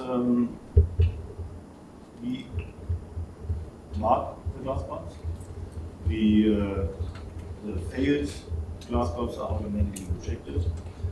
And as one of the final steps, we do the marking. We have the logo on each glass bulb, and we also have the individual batch number of each glass bulb. Nowadays, we do not have a 6 digits, we only have 4 digits with letters and numbers nowadays because the quantity is too high and we will not be able to have one batch number for each batch. 그래서 이러한 점검 검사들을 통과하고 나면은 마지막 단계에서 저희가 마킹을 하게 되는데요. 글래스버드에 우리가 표시를 하게 되었습니다. 하지만 저 검사를 통과하지 못하는 것들은 리젝트 되고요. 그래서 저희가 마지막 단계에서 마킹을 할 때 우리의 로고 그리고 어떤 파일인지 어떤 배치 넘버인지 이런 것들을 저희가 마킹을 하게 되어 있습니다. 예전 같은 경우에는 저희가 숫자가 6개였는데요. 그래서 6개 사용하지 않고 요즘은 4개 정도입니다. So we do not only print it on, we also control whether the printing is readable and whether it's of good shape. With 100% control within camera system. 그리고 또한 이런 마킹은 또 마킹으로 끝나는 것이 아니라요. 마킹이 제대로 되어 있는지 그러니까 이런 마킹한 표시된 내용들이 가독성이 있는지 프린팅이 제대로 됐는지 쉐입이 괜찮은지를 이제 카메라를 통해서 다시 한번 확인을 합니다. So these have been the 100% inspection tests because they are not destroying the glass bulbs, but we also have some tests, some sample tests where the glass bulbs are broken, or where we break the glass bulbs. 그래서 이런 식으로 이 마킹도 100% 검사하고요. 그리고 또 동시에 샘플 테스트도 합니다. 그래서 다시 한번 몇 개 샘플을 저희가 테스트를 해서 파손된 글래스가 있는지 여부를 저희가 또 체크를 합니다. So this is an operating temperature test where we measure the operating temperature range of a certain batch. It's a sample test, of course. We test 100 glass bulbs per batch. We have 2 different methods of testing them. This is an automated one. Nowadays it looks a little bit different, a little bit more state of the art. But anyway, in principle it's the same. We have a bars, the round bars. We insert a frame with exact 100 glass bulbs and heat up the temperature with a rate of 0.5 dBc per minute until the glass bulbs in this test, which is loose glass bulbs, will break. 작동 온도 범위로 저희가 샘플 테스트를 수행을 합니다. 그래서 배치별로 100개 정도 샘플을 저희가 테스트를 하는데요. 지금 보시는 것은 저희가 이러한 작동 온도 테스트나 쓰는 자동화 그런 설비라고 할 수 있습니다. 사실 요즘 쓰는 것은 더 최신 버전인데요. 그렇지만 원칙적으로는 비슷합니다. 이 아래 부분에 버스 부분에 저희가 글래스워브를 넣은 다음에 아까 잠깐 말씀드렸다시피 분당 0.5씩 온도를 올려서 열을 가해서 이것이 제대로 된 작동 온도 범위 내에서 파손이 되는지 여부를 확인합니다. So what we also do is we can test the operating temperature range under load. So glass bulbs, especially they are under high loads, tend to change the operating temperature to lower temperatures. For that reason, for specific applications, we are able to test them under load. The glass bulbs are this device, hydraulically loaded with a defined load, and then we do the bath test.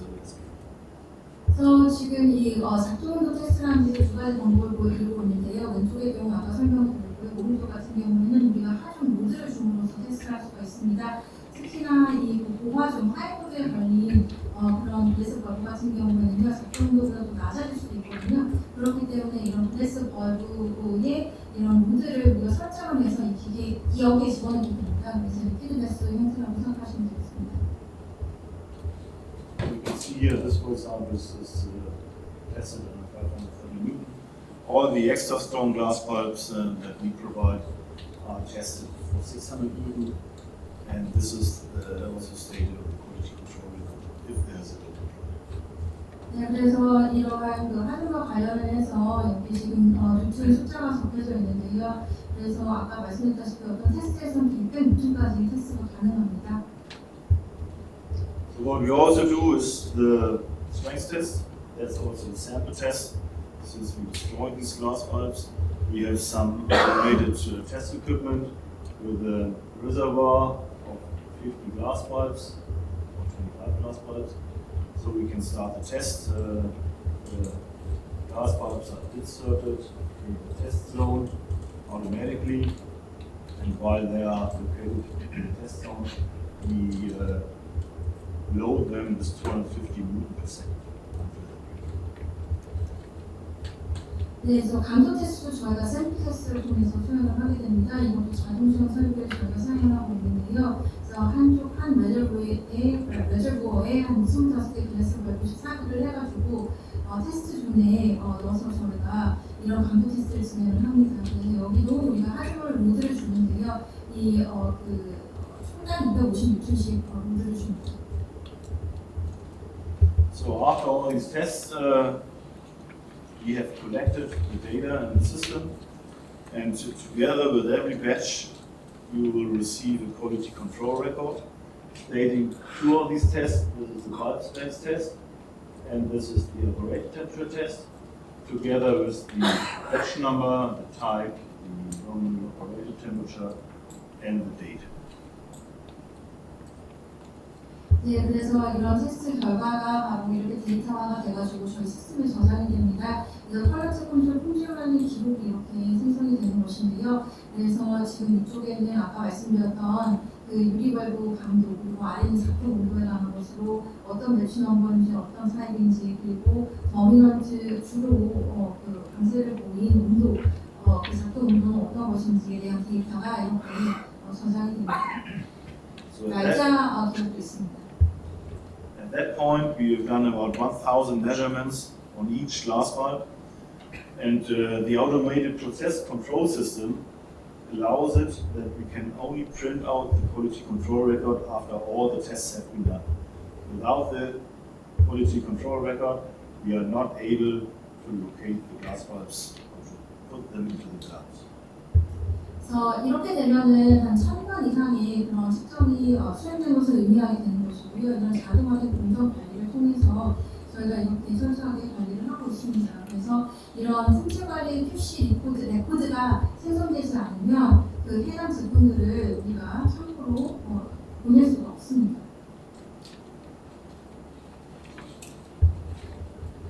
So as mentioned, all of these data are stored in the system. And what we guarantee is a 100% back and forward traceability. If we have the batch number of the glass bulb, we know exactly all the data of this specific batch. 네, 그래서 이러한 그 측정 데이터들은 시스템에 저장이 되고요. 100% 앞뒤 그 추적 관리가 가능하게 하는 것입니다. 그래서 이 한 글래스벌브 배치 넘버를 알게 되면은 시스템에 저장된 그 배치 넘버 정보를 우리가 또 찾게 되면은 그것과 관련한 배치 넘버와 관련한 모든 정보를 우리가 알아낼 수가 있습니다. 그것을 통해서 추적하는 건 가능합니다. So as you can see, giving the batch number, we have the information on the production data, including the material, the raw material, the glass, the fluid, breaking down to each lot information of these components. We have all the machine data from the glass bulb machines, from the welding and testing lines, and we have the test data that we obtained during this test, and we have all the shipping information. 지금 보시면 우리가 만약에 한 그 벌브에 대해서 배치 넘버를 가지고 있다면은 그것과 관련한 생산 데이터, 원재료 재료, 그리고 유리, 액체, 원재료에 대한 재료에 대한 정보, 그리고 어떤 그 정보가 머신 데이터로 남아 있는지, 글래스 머신인지 웰딩 머신인지, 테스팅에 대한 결과를 볼 수가 있고요. 테스트 데이터 그리고 성적 정보 등 이런 것들을 확인할 수가 있습니다. And of course, if somebody gives us a batch number, we exactly know when, where, and what quantity we ship the glass bulb. 네, 그리고 배치 넘버만 안다면 우리가 언제, 얼만큼, 어디로 shipping을 했는지, 동작을 했는지를 알 수가 있습니다.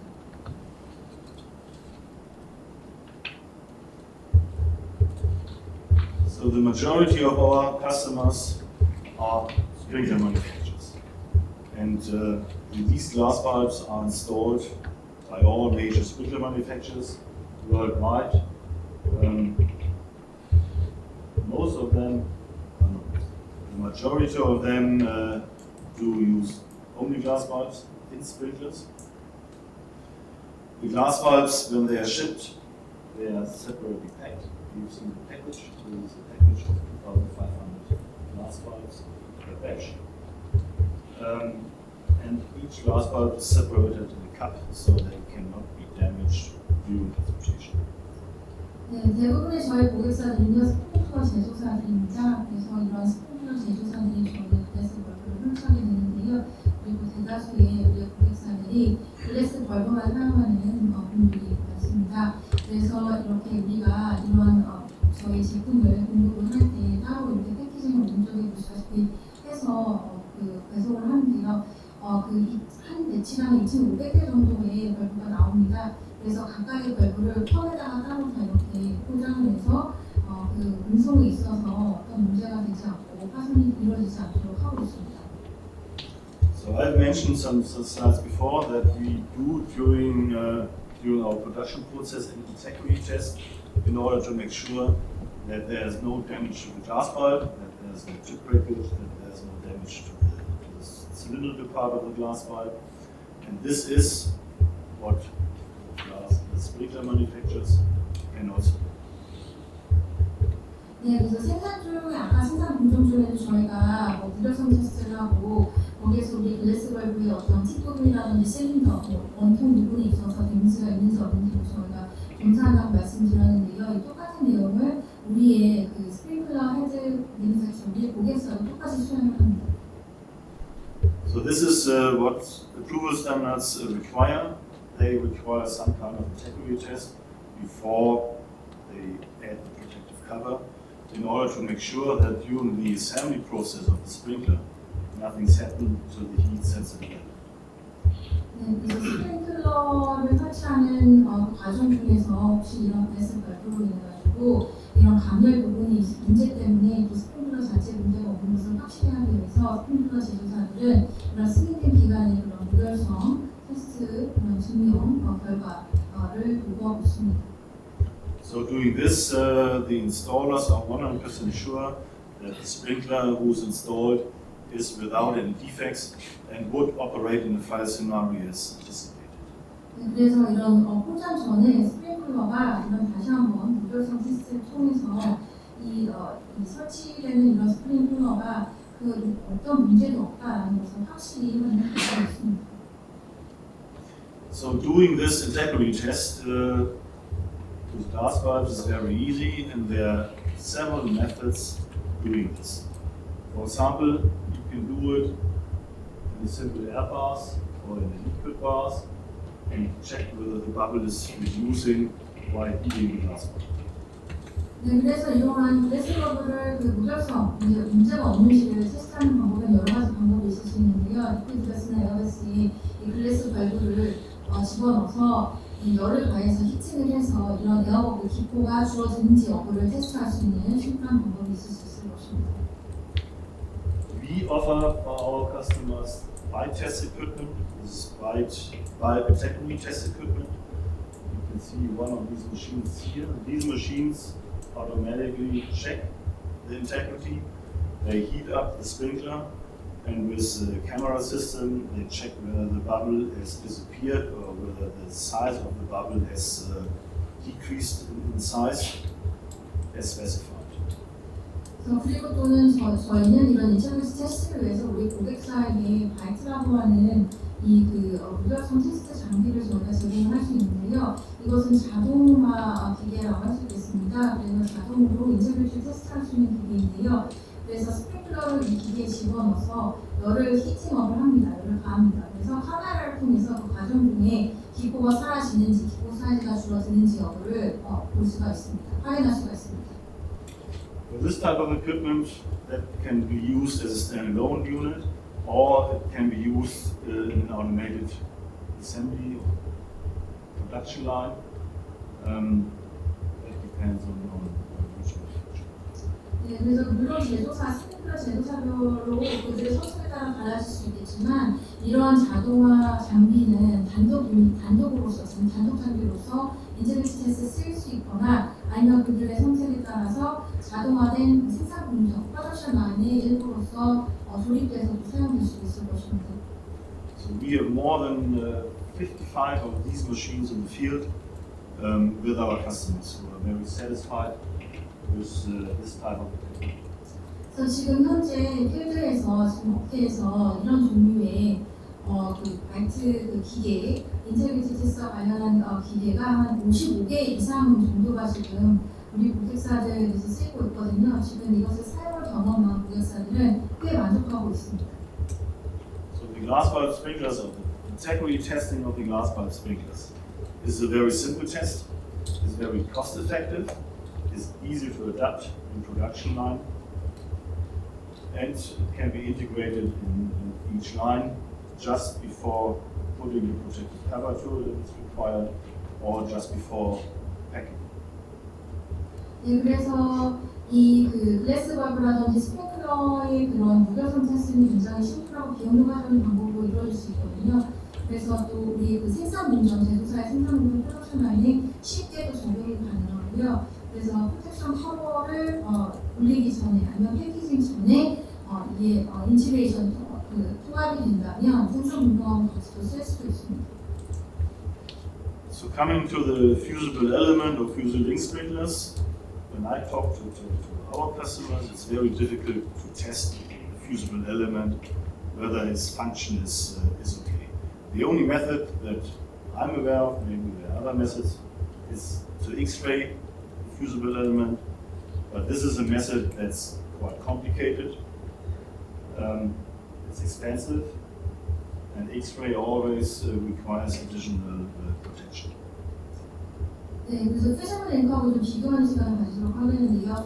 퓨즈블링크 스프링클러는 사실상 그 기능을 테스트하기가 좀 어려운 점이 있습니다. 이제 일반적으로 흔히 알려진 유일한 방법은 엑스레이 방법인데요. 사실 그렇지만 이런 방법으로 테스트하는 것은 복잡할 뿐만 아니라 비용도 꽤 높습니다. 그래서 엑스레이 또 추가적인 기록을 하려면 또 엑스레이 프로텍션도 필요하다는 그런 점이 있습니다.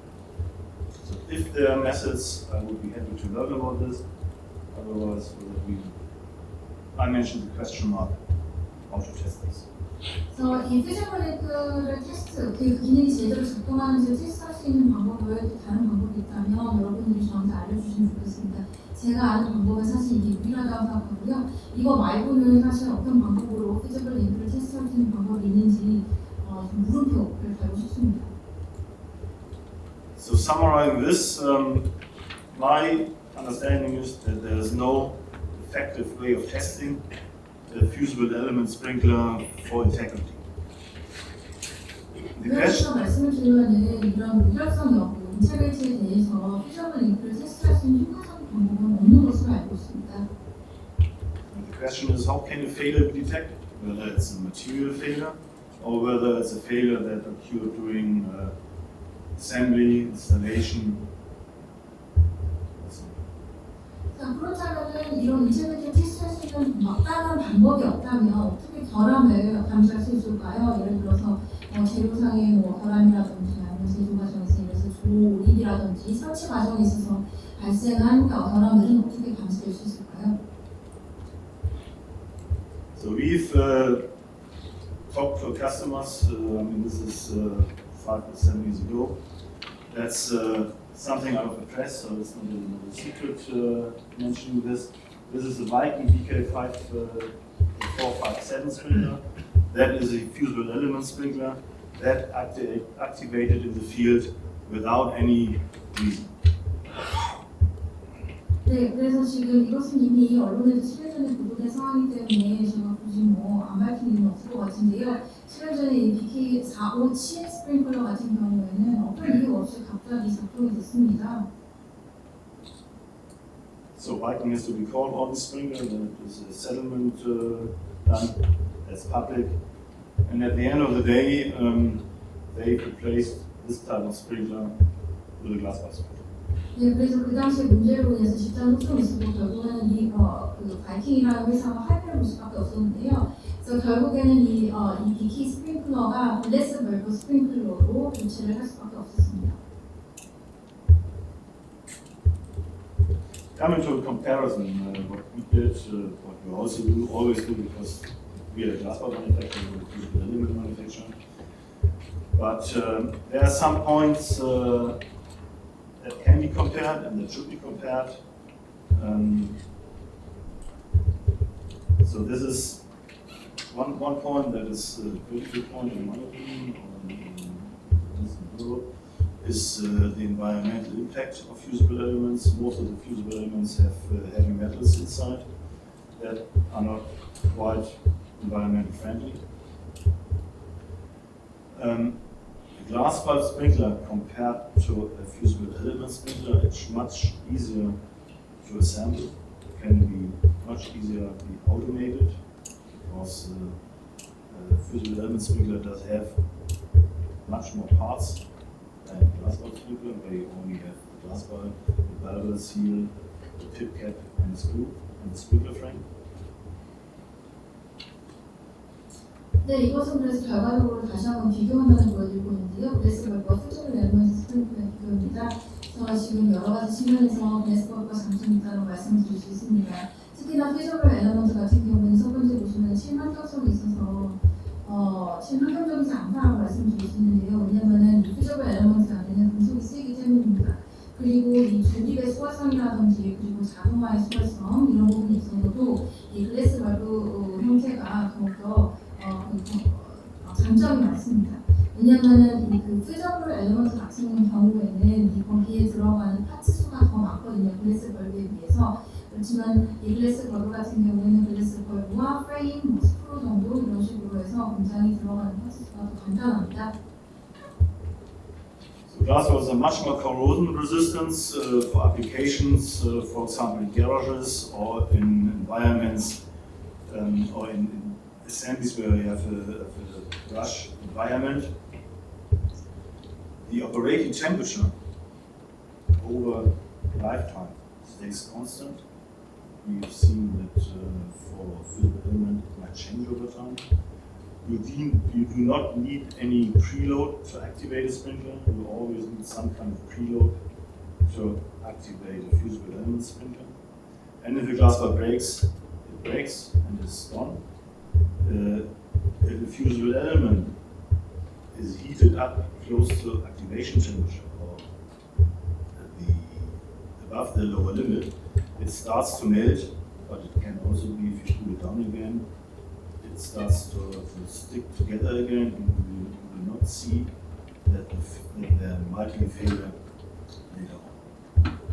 내 부실성이 있어도 글래스벌브가 굉장히 강점이 있다고 할 수 있겠습니다. 어떤 러스트가 있는 녹슨 그런 녹이 쉽게 쓸 수 있는 그런 환경에서 이제 부식성이 글래스벌브는 더 높고요. 그리고 수명 주기 동안 작동 온도도 계속 일관성을 있게 유지하는 것이 바로 글래스벌브라고 할 수 있겠습니다. 하지만 퓨즈블 엘리먼트 같은 경우에는 또 그렇지 못하고 작동 온도가 떨어지게 되죠. 그리고 퓨즈블 엘리먼트를 작동시키기 위해서는 미리 좀 프리로드 미리 하시면 좋아야 합니다. 그렇지만 글래스벌브는 그렇지 않고요. 그리고 글래스벌브는 일단 어떤 작동 온도에 다다라서 글래스가 파열되고 나면 그것을 푸시지만 퓨즈블 엘리먼트 같은 경우에는 거의 작동 온도에 가깝게 다다랐을 때, 힐업이 됐을 때. 그렇지만 로얼 리밋, 그러니까 그 작동 온도 범위의 하선 쪽이 있어서 이것이 완전히 작동하지 않게 되게 되면은 결국에는 힐업됐다가 그 용융을 해서 멜팅됐다가 다시 풀링을 하게 됩니다. 그렇게 되면은 그 사이에 그것이 스킹이 일어나가지고 결국에는 결함이 발생할 수 있거든요. 하지만 이것을 좀 확인하기가 어렵다는 단점이 있습니다.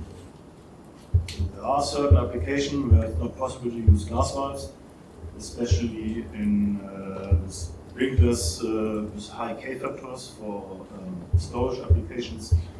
The majority of these sprinklers are fusible element sprinklers. But for standard applications, in our opinion, glass valve sprinklers are more effective and reliable fire protection. 네, 그래서 물론 글래스벌브가 사용될 수 없는 그런 일정한 환경이 있긴 합니다. 예를 들어서 하이테크 팩터가 필요한 부분에 있어서는 그런 경우에는 지금 대부분 퓨즈블 엘리먼트를 사용되고 있는데요. 그렇지만 대부분의 표준 반응에 있어서는 저 개인적으로 그렇고 유럽에서도 그렇고 글래스벌브가 좀 더 이 신뢰성 있는 화재 방어에 있어서 좀 더 효과적이다라고 말씀드릴 수 있겠습니다.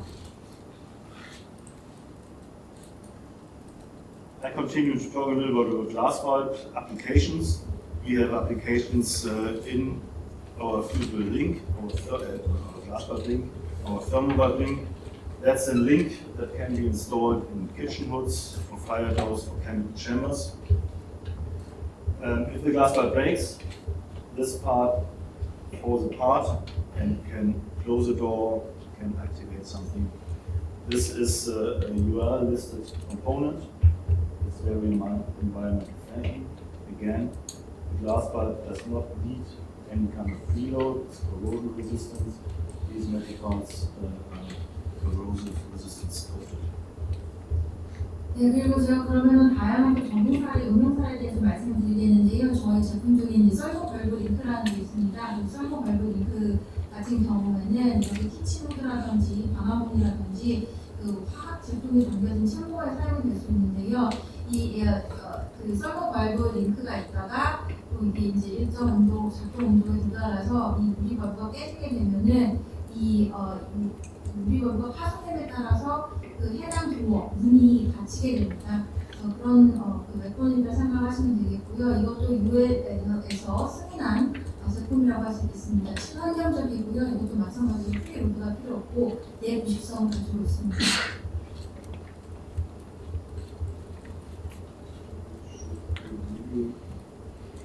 짧은 영상 보여드리겠습니다. So this is one application how it could function in the kitchen and in the duct. So in case of fire, it closes the door that the fire cannot get through the duct to other places. 설명벌브 링크를 사용하는 경우에 키친 호조에서 만약에 화재가 발생한 경우에 덕트 문이 저렇게 닫힐 수 있기 때문에 화재가 확산되는 것을 막을 수가 있습니다. So we have glass valves and pressure release devices for the automotive industry. These are placed right direct at the tank valve.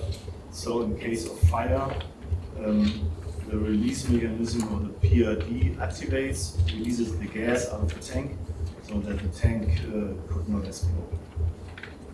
네, 그리고 또 이 자동차에도 사용될 수가 있는데요. 이런 PRD 압력 방출 장치인데요. 이 PRD가 그 탱크 옆에 있어서 만약에 어떤 가스가 발생하는 경우에 이 PRD 시스템이 작동을 해서 이 가스가 탱크 밖으로 나갈 수 있게 합니다. 그래서 탱크가 화재에 발생하지 않도록 하게 하는 것이죠.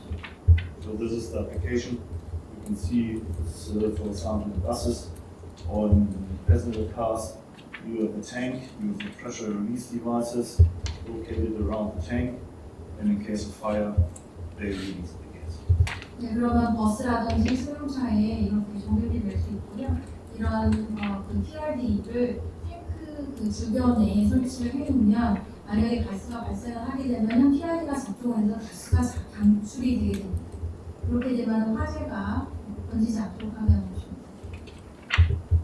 So one interesting innovation that I want to share with you is the glass bulb becomes smart.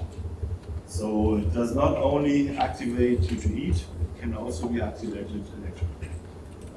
By applying some conductive coating to the glass bulb, it can be activated by applying current, by electricity. In addition to the electric activation, you can monitor whether the glass bulb is active, because it always keeps its thermal functionality. 네, 그리고 또한 이 서버 버브가 그냥 기존의 에버스로 남은 것이 아니라 더 스마트해진 경우가 있는데요. 이 부분에 대해서 공유해드리고 싶습니다. 그래서 기존의 서버 발부는 열에 의해서 일정 작동률에 다다랐을 때 작동을 했다면 이제는 전기적으로 작동시키는 것이 가능합니다. 그래서 전도도가 있는 이렇게 보시다시피 저항부터 이 전기적으로도 작동할 수 있게 하는 그 스마트 형태가 가능합니다. 그래서 이런 경우에는 또 언제 그리고 어디에서 이런 글래스 벌브가 작동을 하는지 모니터링까지 가능한 경우라고 할 수 있겠습니다. So you combine three functions in one glass bulb: the thermal activation, the electric activation, and also the monitoring. 그래서 스마트라고 하는 것은 이 세 가지가 다 합쳐진 경우라고 할 수 있겠습니다. 열에 의한 작동이 가능하고 전기적인 작동이 가능하고 또 모니터링까지 가능하기 때문에 이 세 가지 기능이 다 합쳐진 것이 바로 스마트 버스입니다. So these are some examples how they can look like. This is installed in a sprinkler, and here are two different ways of cabling. That's a flexible cabling from the automotive industry, and that's a standard cabling that we use. 그래서 스프링클러에 이렇게 성공버브 스마트를 장착한 형태를 보실 수가 있는데요. 이 케이블이 두 가지 다른 형태가 있죠. 하나는 플렉서블한 형태이고 하나는 스탠다드한 케이블입니다. So there are two different ways of contacting them. One is with the cable that we've seen in this area. There are also a method to contact them via the seat in the sprinkler. So you have to contact the tip cap because it's isolated by the spring anyway, and you have to contact the frame, and then you can monitor and activate this. 네, 보시면 이제 컨택팅한 방법이 다를 수가 있는데요. 이제 왼쪽에 보시면은 이제 케이블을 통해서 컨택하는 방법이 있고요. 그리고 밑에 보시면 오른쪽에 보시면은 이 스위치나 스프링클러 그리고 프레임에 이렇게 컨택을 하게 합니다. 그래서 이런 식으로 해서 그 모니터링이 가능합니다.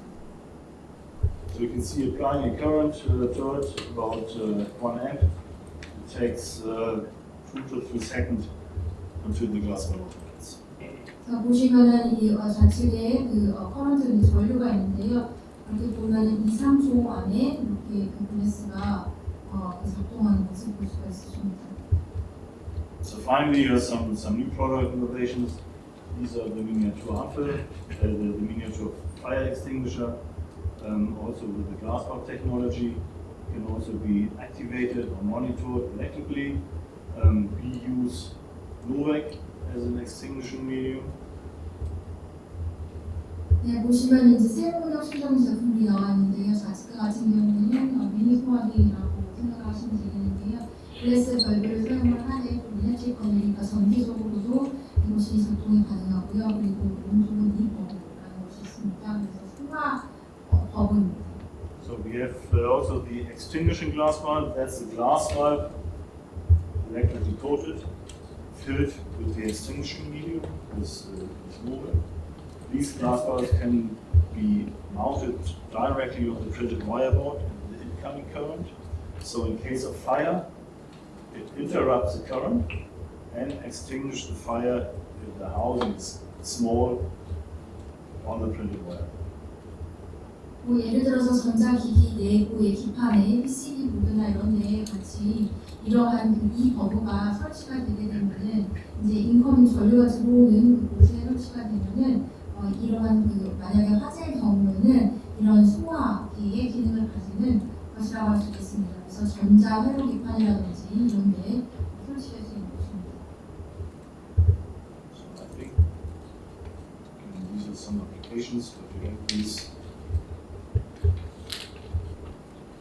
time is 52 minutes now. 지금 시간이 다 됐나요? So thank you, and now I'm open for questions. 네, 감사합니다. 이제 질문 들어가도록 하겠습니다.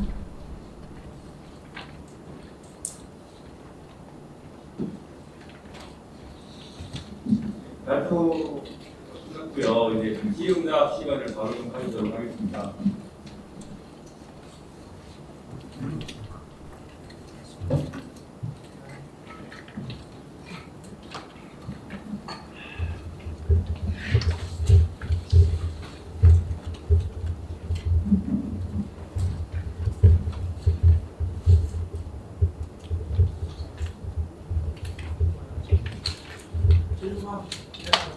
아니 잠시만요. 이게 좀 미리 저희가 시작한 질문들이 있어서 그 부분을 좀 하고 나서 자유롭게 기회를 갖도록 하겠습니다.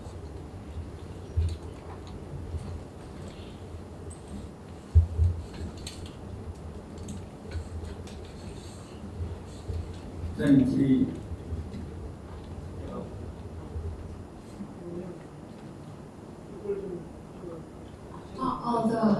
We will go into the Q&A session. The first question is that in order to measure the air bubble vanishing temperature, we are supposed to put the sprinkler head in the liquid bath, and while heating up the temperature, we are supposed to check whether the air bubble goes away or not with our bare eyes.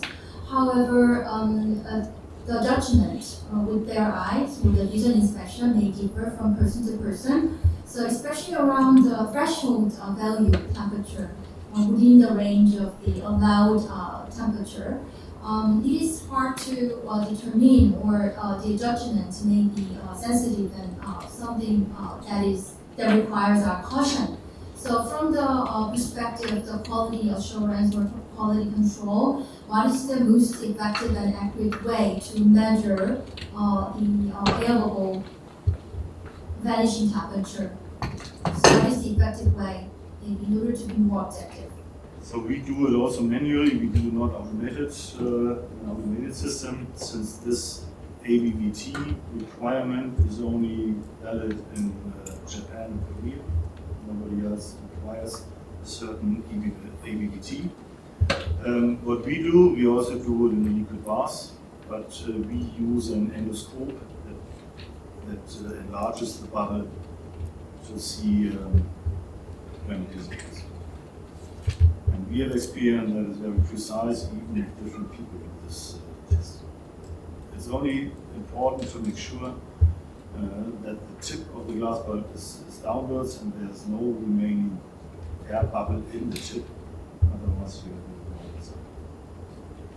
네, 글쎄요. 이 부분에 있어서는 저희도 일종 사람을 이용해서 자동적으로 하는 방법은 없고 수동으로 매뉴얼로 하고 있기 때문에요. 그리고 특히나 기포 소멸 온도 예의 요구 사항은 한국과 일본에서만 요구되고 있는 사항이고, 그 외 여타 지역에서는 이것이 요구되지 않고 있습니다. 측정이 필요 없습니다. 그래서 일단 이런 부분에 있어서도 저희도 사람을 이용해서 매뉴얼로 하고 있고요. 그래서 말씀하신 대로 앱조를 사용을 하는 경우도 있고, 그리고 또 다른 방법은 저희 같은 경우는 엔도스코프 한태경 같은 것들을 사용을 하고 있습니다. 그래서 더 정확하게 기포 사이즈를 보고 기포 소멸들을 확인하고 있는데요. 이 팁 부분에 문제가 없는지, 그리고 기포가 계속해서 줄어들고 있는지, 그런 것들을 좀 더 다른 사람이 하더라도 이런 엔도스코프를 사용을 해서 정확하게 볼 수 있도록 하고 있습니다.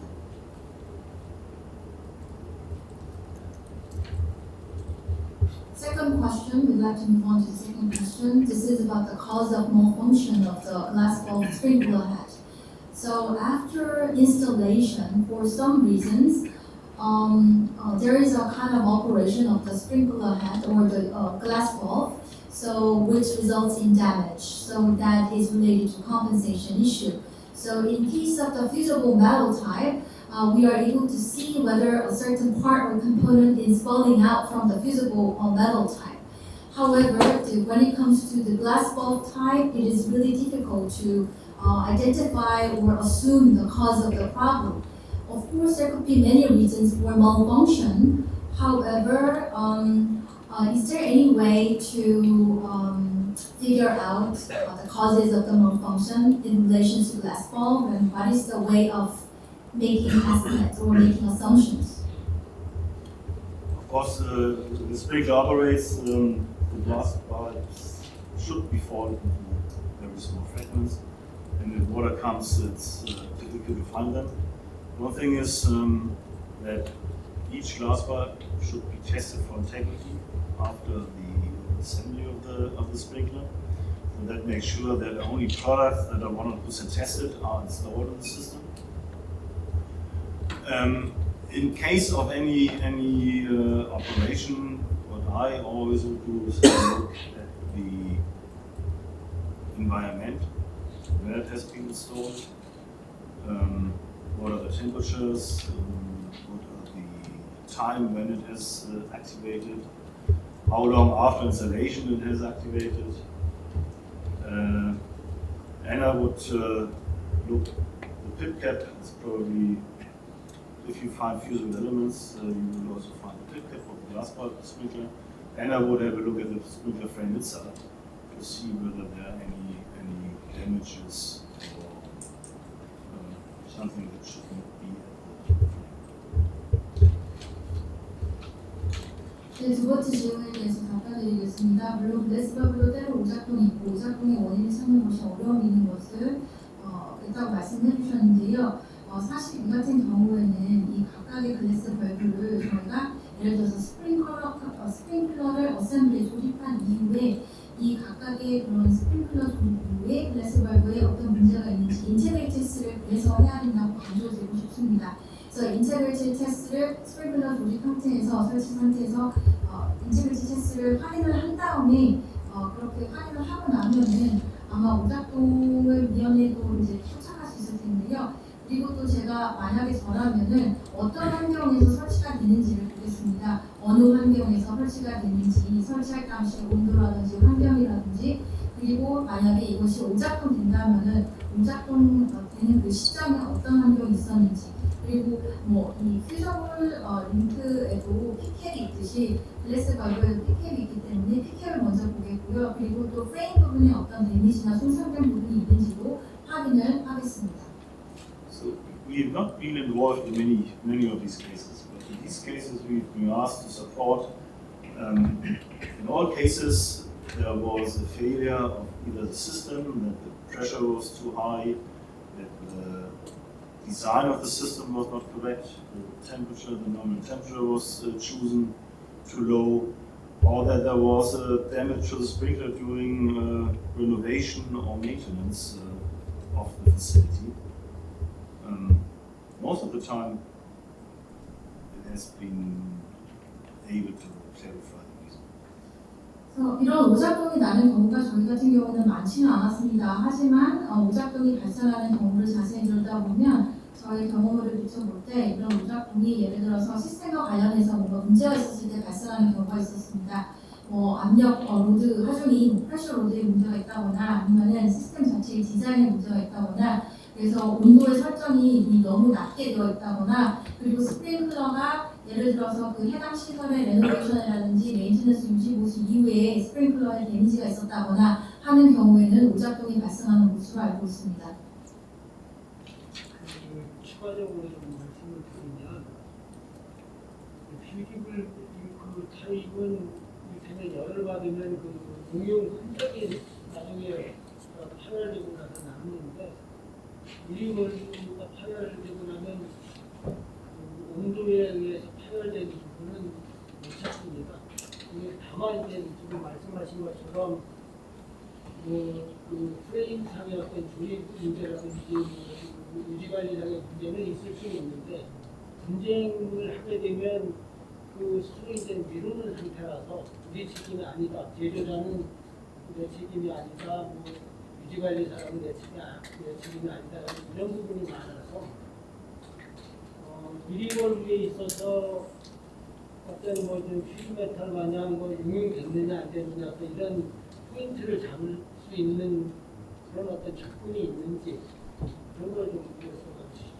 I'd like to add on that. Actually, when it comes to the fusible link, it is possible to check out whether there are any kind of melting record or not. Because because when we look at the 퓨즈블링, there's a kind of remnant or scar, then through which you can judge, oh, there was a melting. However, when it comes to glass bulb, so let's say that the glass bulb was broken because of the temperature heating up. So in that case, we cannot know whether it is because of what.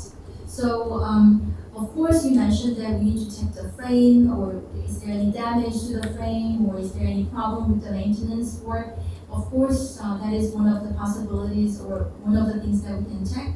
However, when things happen, when there's situations where we cannot identify the exact cause of the problem, sometimes there's a lot of dispute between the maintenance company and the manufacturer. They try to sometimes pass the buck to each other. No, it is not my fault, it is not my fault. So there's a lot of dispute going on in a situation where we cannot exactly identify the cause of the malfunction. So is there any specific thing that we can refer to figure out, oh yes, this is because of the malfunction of the glass bulb and this is the reason or cause. So is there anything that we can say so based on some kind of criteria? There is a test report that has been done some years ago by one of the US sprinkler manufacturers.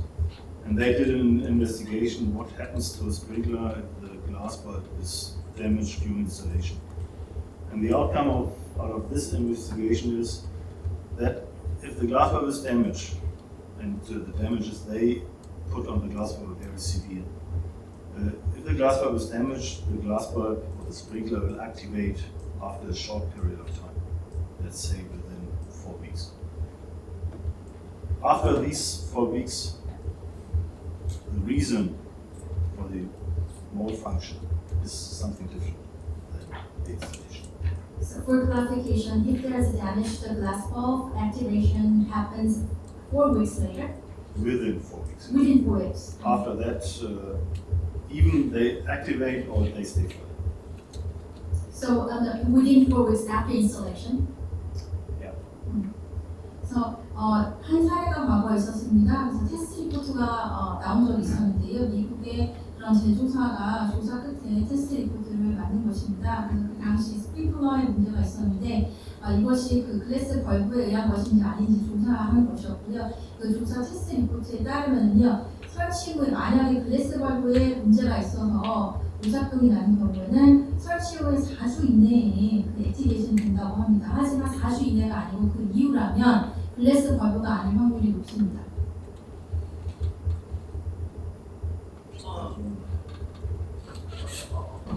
I'm sorry, I'm the water mechanical sales guy. Is the John's control? Yes. I think that there's a lot of reasons that the sprinkler is activated. For example, they did not use our sprinkler engine, or when they install the sprinklers, something wrong. Yeah, so I'm very headache. So, and then how can I approve? I mean, if they use the wrong 네, 한 달 전 정도인가요? 저희 그 스프링클러를 가져다가 어느 곳에 이제 설치를 하게 되었는데요. 그때 스프링클러가 오작동이 났습니다. 그래서 그 회사 측에서 고객사 측에서는 스프링클러가 오작동이 났으니 이것이 어찌된 일이냐라고 하면서 이것이 이제 저희의 문제가 아니다라는 것을 증명하라고 하는데요. 그 이유가 무엇인지 그리고 우리의 잘못이 아니다라는 것을 증명해야 되는데 사실 이런 것들은 많은 오작동에는 많은 이유가 있을 수 있습니다. 설치 당시에 뭔가 잘못됐다든지 말씀하신 지적하신 부분이 많은 요소가 있을 수 있는데요. 하지만 이것이 우리의 잘못이 아니고 이런 오작동의 원인이나 이런 것들은 어떻게 증명할 수 있을까요? 그래서 그것 때문에 지금 굉장히 골치가 아픕니다. I think if you use the wrong tool, you will see it on the sprinkler frame. If you turn it too heavy into the pipe system, you will see it on the pipe system or also the sprinkler frame. I assume that JCI, that they have some methodology how to proceed with such cases. 제가 자세한 they should support you, not to have two big headaches. 네, 제가 자세한 상황은 모르지만 아마도 뭐 가능성 중에 하나는 이제 파이프 시스템을 우리가 이제 또 만질 때 뭔가 잘못된 툴을 사용했을 수도 있고요. 뭐 여러 가지 원인이 있겠지만 아마 JGI 쪽에서 이런 부분에 있어서는 지원을 해줘야 되는 것이 아닌가. 아마 이런 문제를 해결할 수 있는 그들의 그런 메소돌로지 방법을 아마 가지고 있을 것으로 예상이 됩니다. I mean, if we can support, you can also contact us if you need some advice or some I don't know whether we can give advice, our opinion. 네, 그래서 만약에 저희의 지원이 필요하다면 저희에게 연락을 해주실 수 있습니다. 어드바이스라기보다는 저희 의견이 좀 필요하시면 저희에게 연락하시면 서포트해드릴 수 있을 것 같습니다.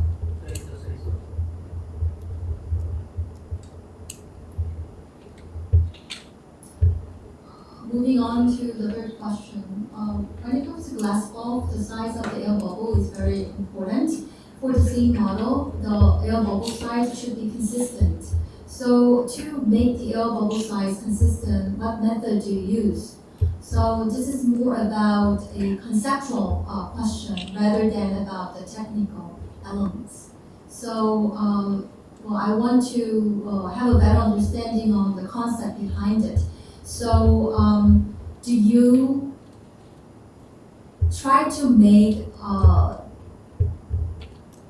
the bulb volume and the liquid quantity, like glycerin, consistent at a specific temperature? So please give us some explanations, not centering around the technical point of view, but on more conceptual point of view. So we do not measure the amount of liquid that we put into the glass bulb. The air bubble size. Yeah. Mm-hmm. So we do not measure the amount of liquid that we put into each glass bulb. What you've seen on the presentation is that we fill up the glass bulb up to the top. After that, we heat up the glass bulb at a defined temperature. We call it calibration temperature. So the liquid expands, gets out of the tip, there's still open again, there's still open, gets out. Afterwards, we cool the glass bulb down again. So the air, the liquid sucks together and sucks a little bit of air. And then we close it. And this is the way we create the bubble inside. 그래서 이 부분에 대해서 말씀드리면요, 저희는 액체의 양을 측정을 하진 않습니다. 그렇지만 아까 발표 중에 설명을 드렸다시피 저희가 액체를 채울 때, 글래스 벌브를 채울 때 팅을 탑까지 저희가 채운다고 말씀을 드렸고요. 그래서 저희가 어떻게 하냐면 채운 다음에 이것을 히트업을 합니다. 열을 가합니다.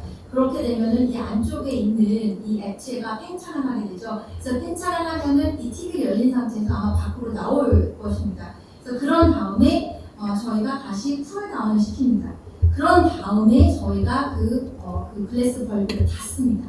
그런 식으로 해서 저희가 기포를 형성하고 있습니다.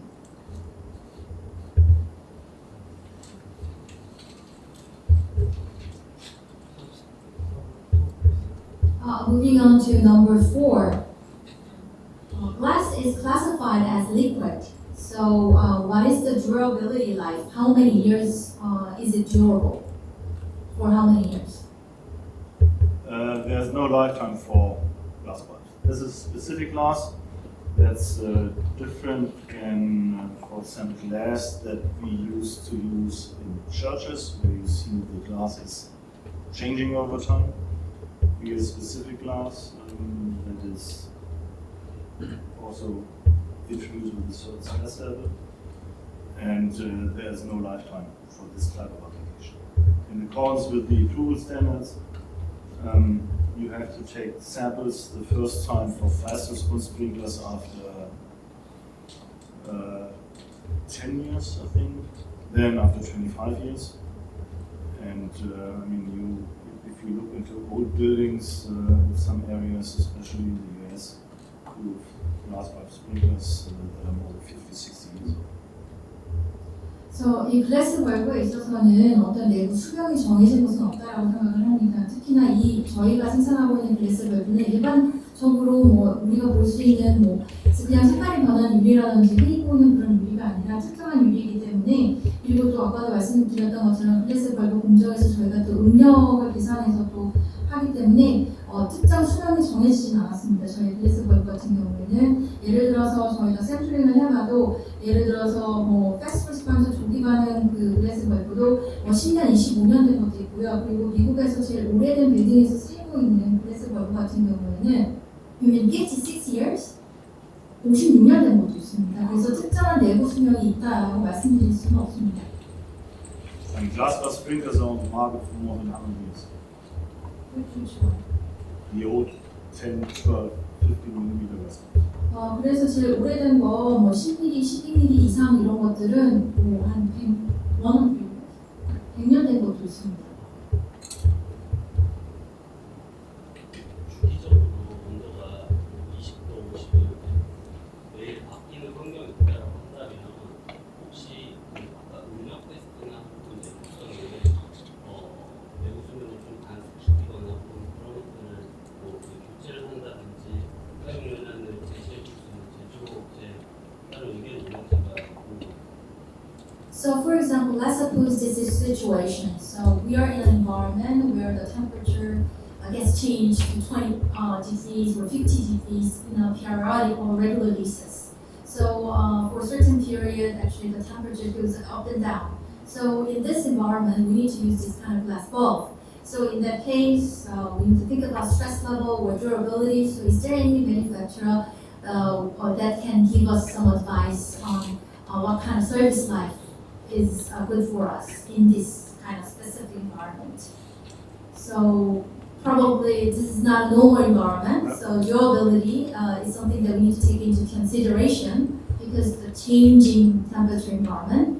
So is there any advice for you or any manufacturer to give us any guidance? That's a good question. I mean, I would ask the sprinkler manufacturer to do it a bit from us. But as long as you do not reach the bubble disappearance temperature. 네, 좋은 질문이라고 생각하는데요. 사실 이것도 제가 또 스프링클러 회사에도 확인을 해봐야 될 것 같습니다. 농담이었고요. 제 생각에는 기포가 사라지는 온도 이내인 경우에는 괜찮을 것 같다는 생각이 듭니다. It should be. I mean, I would change it more often than a standard sprinkler, but whether it should be every 5 or every 10 years, it depends on many things. 글쎄요. It's difficult to give a general answer to this. 이 부분에 대해서 또 일반적으로 제가 답변을 드릴 수는 없을 것 같습니다. 상황에 따라서 5년이 될 수 있고 10년이 될 수도 있고 일반적인 스탠다드 스프링클러의 사용하면 다를 것 같은데요. 포괄적으로 답변을 드리는 건 어려울 것 같습니다. I mean, during the approval process of sprinklers, you have many temperature cycles, and especially if we talk about the pressure release devices for the automotive industry. They have, I think, 10,000 or even more cycles below high temperatures, and there's no problems. 네, 그래서 지금 어차피 이런 제품을 승인을 받을 때 다양한 온도에서 테스트가 되는 것으로 알고 있습니다. 그리고 제가 아까 보여드렸던 발표 내용 중에 PRT 디바이스 같은 경우에는 사실 다양한 온도에 대해서 한 10,000번 정도 측정을 하고 있는 것으로 알고 있거든요. 온도가요. 그래서 아마 전반적으로는 큰 문제는 없을 것이라고 예상이 됩니다.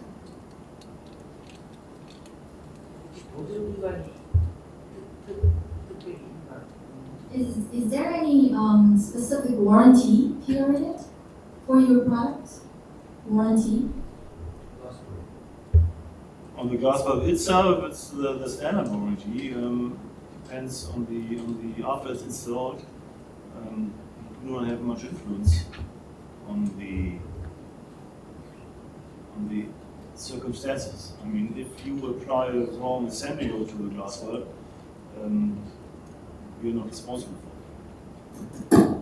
You mean there is no specific warranty here offered by the The company? normal warranty is 2 years, but on the glass bulb itself, not the assembly. 이 글래스 벌브 자체에만은 일반적으로 2년이라는 보증 기간이 있습니다. 그 여타에 대해서는 보존하지 않고요. 그래서 벌브 자체에 대해서 2년 정도 보존 기간이 있습니다.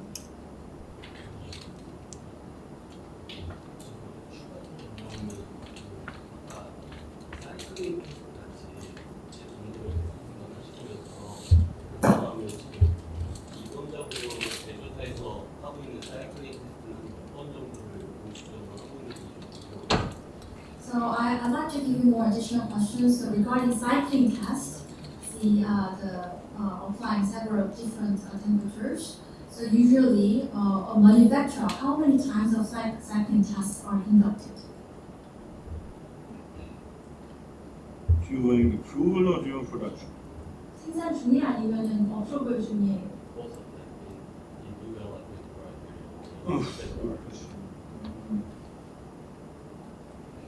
I think, as far as I remember, in the sprinkler section, the cycling tests are limited to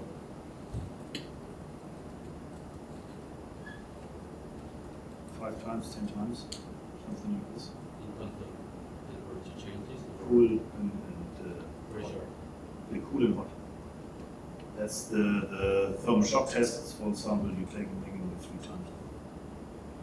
If you go to other application, like the automotive industry, that they require much severe measures. And we have done hundreds of cycle tests in-house to make sure that even during an R&D phase, to make sure that nothing happens. But the standard requires something like 3 or 4. 네, 일반적으로 스탠다드의 그 횟수를 말씀을 드리면 스프링클러 섹션에는 한 5번에서 10번 정도 시행되는 것으로 알고 있습니다. 콜하고 핫 이렇게 해가지고 스프링클러 섹션에는 5번에서 10회 정도 되는 것으로 알고 있고요. 썰머샵 그 열충격에 대해서는 3번 정도 하는 것으로 알고 있습니다. 그렇지만 다른 업계에 적용이 된다. 예를 들어서 자동차 업계 같은 경우는 그거보다 훨씬 더 심각하게 더 엄중하게 엄격하게 많이 하는 것으로 알고 있고요. 저희 같은 경우도 자체적으로 문제가 없는지 확인하고 해서 10여 번의 사이클링 테스트를 수행하고 있습니다.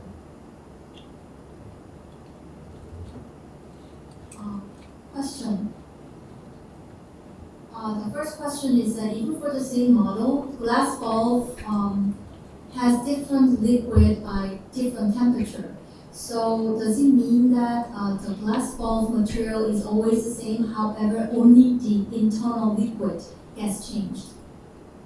Or does it mean that there is a change to the glass bulb material as well?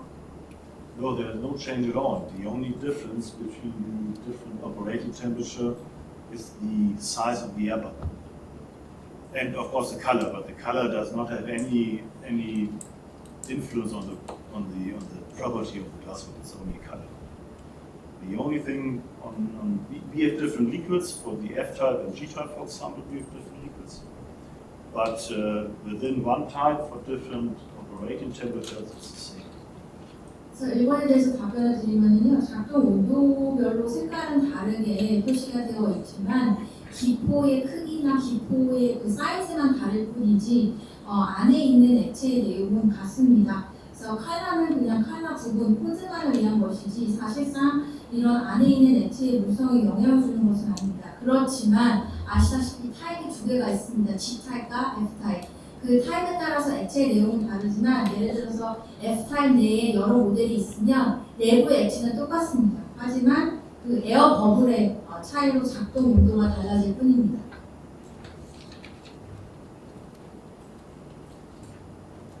Second question. According to the domestic sprinklerhead technical standards, as for operating temperature bath test, the allowed temperature range is between -5% and plus positive 15%. But would it be okay to adjust that to plus minus 3% later? Would it be a problem for your company, Glassware, if we change the allowed temperature range to plus minus 3%? I mean, at the moment you have this wide range for the operating temperature, but you have plus minus 3% tolerance rate for the air bubble initial temperature.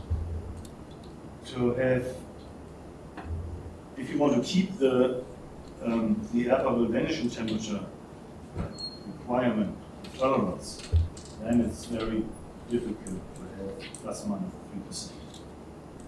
If you only check the operating temperature range, this is something that is technically possible, but what I would recommend is to make it uniform to the other approval agencies all over the world, like USFMUL, who have a 3.5% temperature range based on the DBF.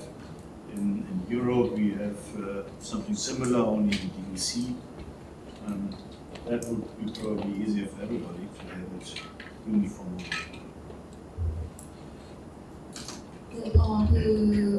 말씀하신 것처럼 지금은 작동 온도 허용치가 좀 넓은 범위인데 작동 온도 허용치를 플러스 마이너스 3으로 바꿀 수 있는지 질문해 주신 것 같은데요. 그래서 작동 온도의 범위를 변경하는 것은 기술적으로는 가능하지만 사실 쉽지는 않습니다. 그래도 기술적으로 가능합니다. 그러나 가능하면은 해외 다른 그 승인 기관들과 좀 더 그 일관성을 유지하는 것이 더 좋을 거라고 생각을 하는데요. 미국의 승인 기관인 UL 같은 경우에는 이 파레라이트 기준으로 플러스 마이너스 3.5%인 것으로 알고 있고 유럽도 위와 비슷한 것으로 알고 있습니다. 그래서 만약에 작동온도 허용치를 조정하고자 한다면 다른 승인 기관하고 일관성을 유지하는 상태에서 바꾸는 걸 고려하시는 게 좋을 것 같습니다.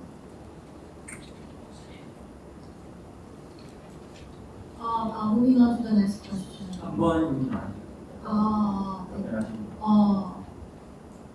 So, unlike F-type, in case of G-type glass bulb, there is no such thing as air bubble vanishing temperature. Why is it? Because on the F-type glass bulbs, the air disappears into the liquid, or propagates into the liquid. And the internal pressure is only built up after bubble disappearance. On the G-type glass bulbs, because of the liquid, nitroglycerin, the bubble, the air does not move into the liquid. That's some chemical reason. 네, 화학적인 이유 때문에 그렇습니다. F-타입 같은 경우에는 이 기포, 에어가 리퀴드로 옮겨가게 됩니다. 그래서 내압이 발생을 하게 되는 것인데요. 그래서 이 내압이라고 하는 것이 버블이 없어진 이후에 내압이 오르기 시작을 합니다. 그런데 G타입 같은 경우에는 글리세린이 주를 이루는데 이 글리세린 자체가 이 에어 쪽으로 움직이지 않습니다. 그래서 화학적으로 그러니까 리퀴드 쪽으로 움직이지 않습니다. 그래서 화학적인 이유 때문에 기포 소멸 온도가 없습니다.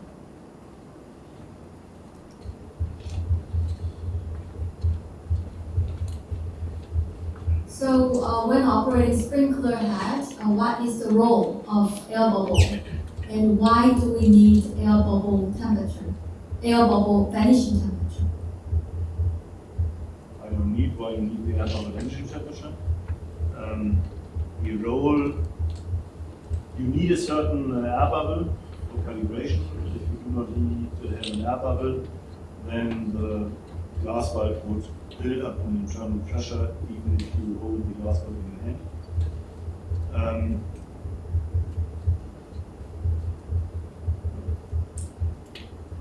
네, 아까 말씀하신 기포 소멸 온도를 요구하는 것이 일본하고 한국이기 때문에 사실 저희는 기포 소멸 온도를 필요로 하지는 않습니다. 그래서 어쨌든 이제 말씀을 드리면은 스프링클러 작동 시 그 기포가 뭐 캘리브레이션을 위해서 예를 들어서 아까도 설명드린 것처럼 그 전에 이런 에어버블이 없어진 다음에 내압이 올라가는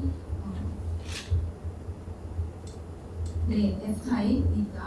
아까 공간되시는 것 같습니다. And moving on to the next question, can you share with us the data concerning operating temperature, strength, and RTI data per each glass bulb? Later, No, we have this even either on the web page or with the specification. There's a table. I mean, you can download this and we have a table. Table in the brochure stating the RTI values, the strength values, and temperature range. 강도, 그 다음에 뭐 온도의 그런 레인지 범위 이런 것들이 웹사이트에 가셔도 있고요. 네, 자료를 웹사이트에 다운로드가 가능합니다. And next question. Can we?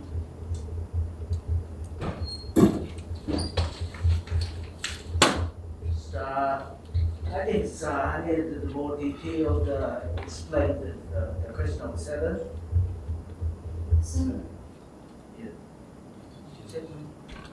What is the question 7 is that can we turn F3-X3 into standard response? Can we make it standard response? Why? 그 이유가 무엇일까요? The Johnson control. Johnson control. Yeah. So we use the quick response Glasswares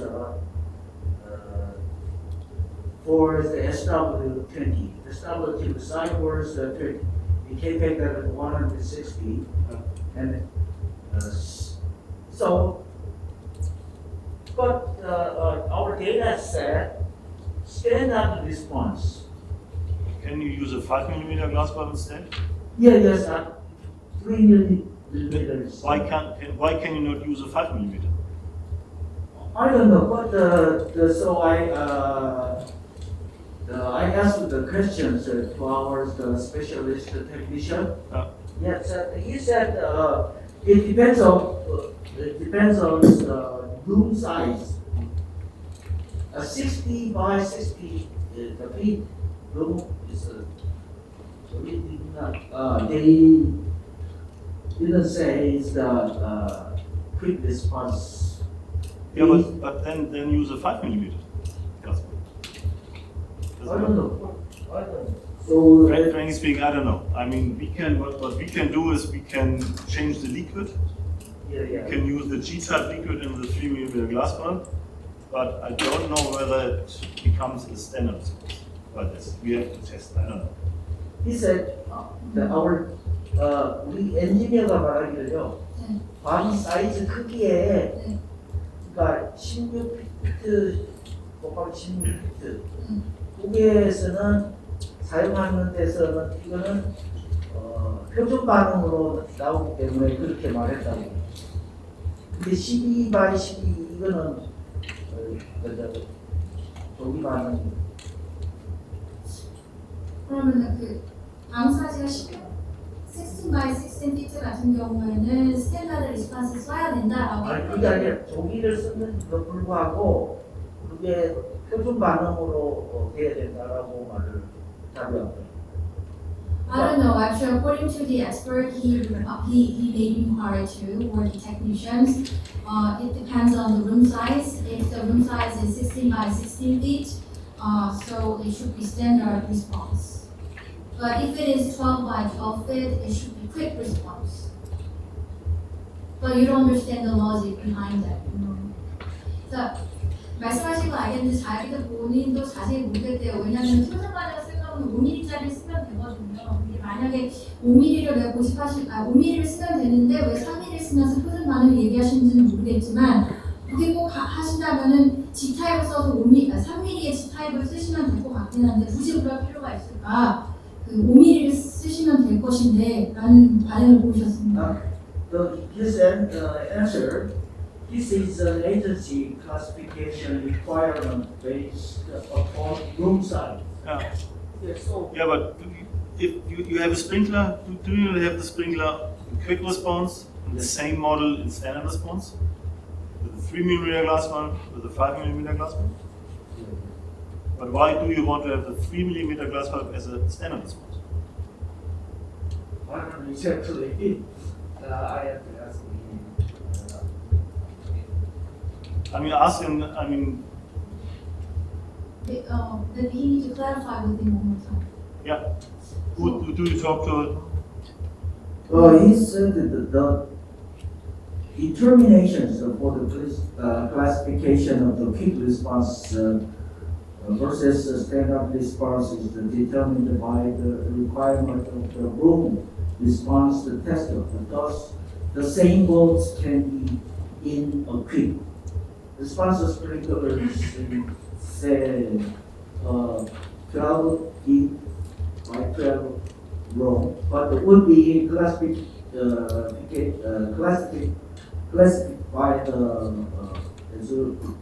as a standard response in a 6 feet by 6 feet room size. 말씀 좀 죄송한데 질문이 너무 길어져서 오늘 웹서도 다 끝나고 또 개인도 질의하실 수도 있고요. 그렇게 진행해요. Yeah, that is. The same sprinkler, the same quick response sprinkler is classified as a standard response. So you do not need a standard response sprinkler, but it's only classified as. 네, 그래서 그 3mm는 그 조기반응이고 소수반응은 5mm이기 때문에 그 부위별로 넓기 때문에 필요는 없을 것 같은데 다시 한번 확인이 필요한 것 같습니다. Moving on to the next question. And sometimes because of the packaging defect, there's a problem because we use the automated facilities. Sometimes we find that when it comes to packaging, some glass bulbs are out of the package. So this has a problem related to the automation facility. Of course, we are able to return the products to your company, but this is somewhat complicated. So is there any way to improve the packaging issue? Is there any way to prevent any glass bulb Normally, I mean, from coming out of the packaging? we sell about 100 million glass bulbs a year, all packed the same. I mean, I've heard this doing my trip. First time. And I will talk to our production and quality to see whether we can double check it. I mean, I'm not aware of it. I know that if there is rough handling of boxes, sometimes you can damage the blister bulb. But that the glass bulbs fall out of because the cover tape is loosened. I talked to our guys to make sure they do the right incoming inspection for the cover tape.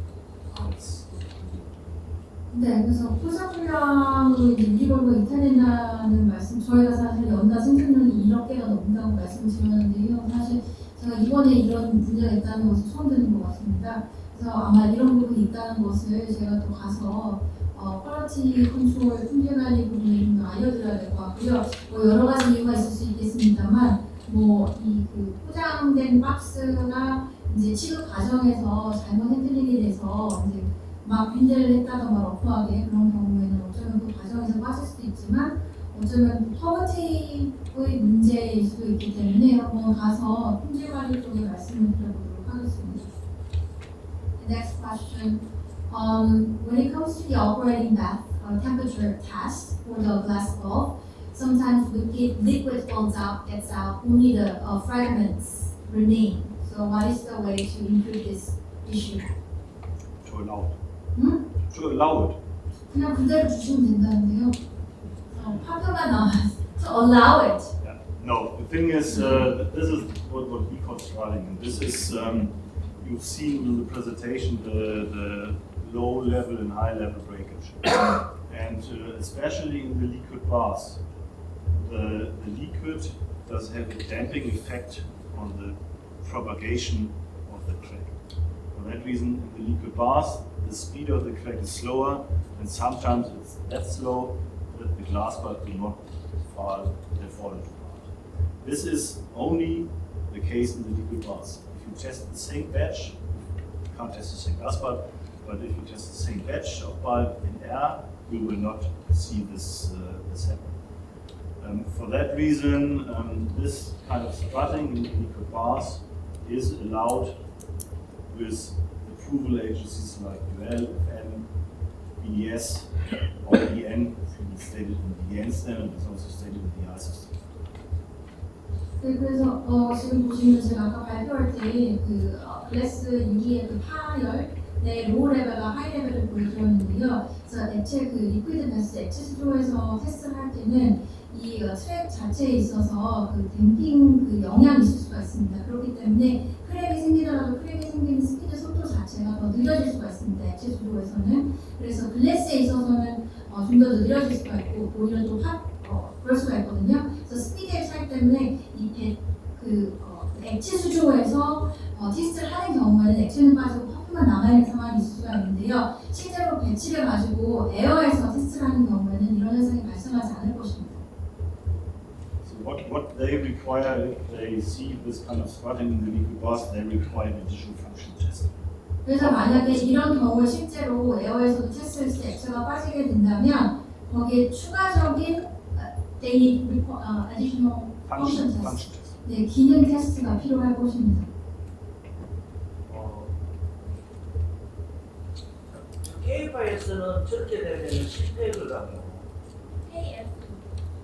소방용품 네네, 실패라고 돼 있죠. 저렇게 된 경우.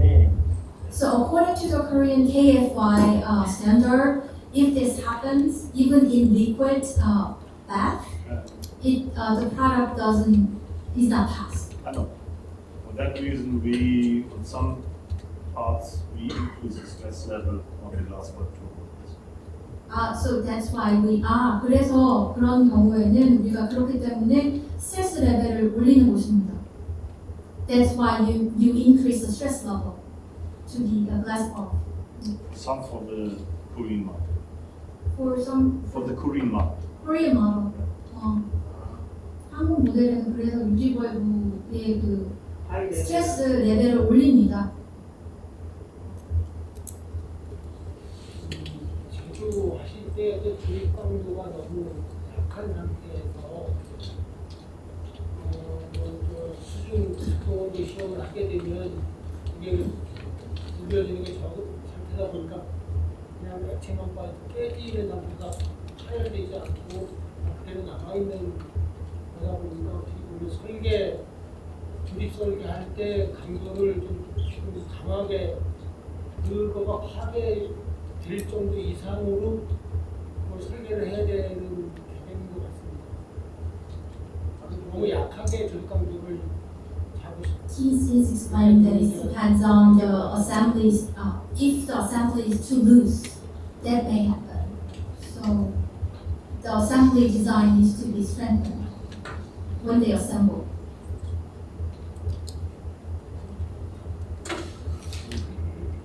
네, 여기까지는 저희가 이제 이 사전에 질의를 좀 조사를 한거 드리려고 혹시 추가로 더 질의사항 주시면 한두 가지만 좀 받고 마무리를 할까 하거든요. 혹시 질의 주신 분은 지금 자료에 질의해 주시면. We have finished covering the questions that we gathered in advance, but we would like to take one or two questions from the floor. So is there any additional question? 최저 사용 온도가 어떻게 최저 사용 온도요? What is the lowest possible temperature that we can use the glass bulb? 47 degrees. 47도입니다. 마이너스 40도요? 47? Is it negative or positive? Oh, no. No, minus 50. minus 50. Was it wrong? Yes. You can use it at low temperatures. The glass bulb itself is no problem. But what you have to make sure that you have some kind of spring to compensate the different elongation between metal and glass by cold temperatures. 네, 그래서 낮은 온도에서 그렇게 글래스볼을 사용해도 되지만 하지만 이 경우에는 스프링이 필요합니다. 메탈과 글래스 사이의 낮은 온도에서의 그런 차이를 극복하기 위해서는 스프링 같은 것들이 필요합니다.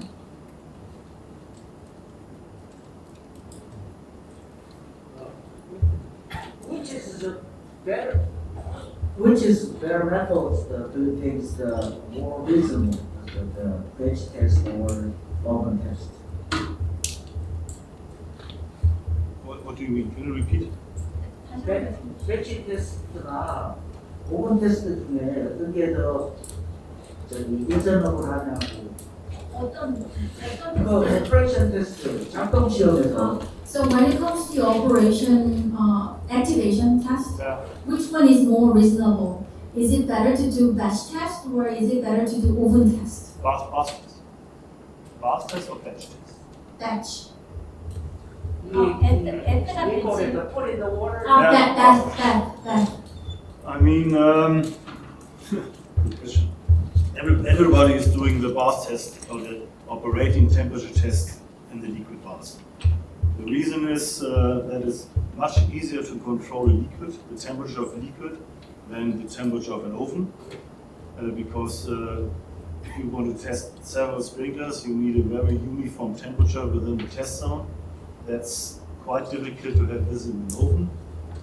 And in an oven, you have an additional parameter, that's always the air velocity, that has a big influence on the operation.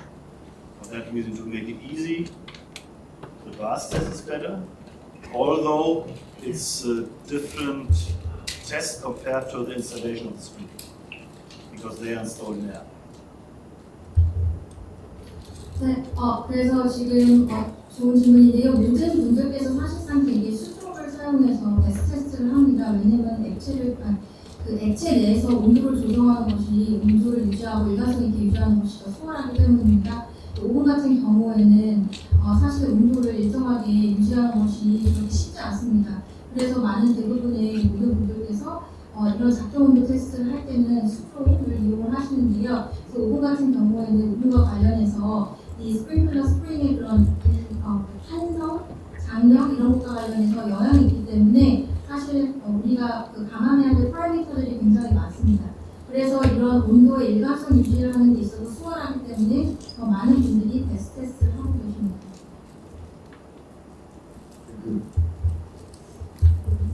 네, 더 이상 질문 더 있으신가요?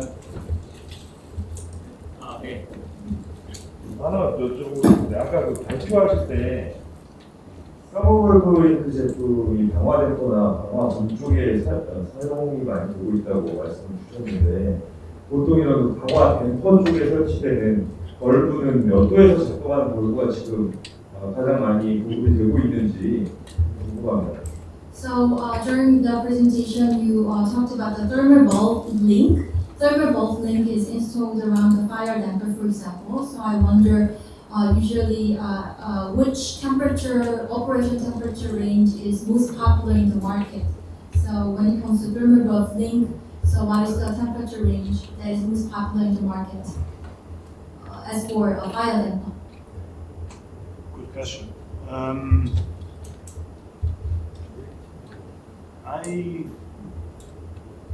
I think we sell more higher rated, so 182, 145 dBc than the lower temperatures. But I can double check for you. So 제가 알기로는 182 and 145? 141. 141. 182도, 181도 정도 그것이 더 많이 팔리는 것으로 알고 있습니다. 하지만 제가 더블 체크해서 나중에 알려드리도록 하겠습니다. 보온이 많이 팔립니다. 네, 그러면 이것으로 이 시간을 마무리하겠습니다. 이것으로 소방용품 세미나를 마치도록 하겠습니다. 귀한 시간을 주셔서 참석해 주셔서 감사합니다. This ends our presentation.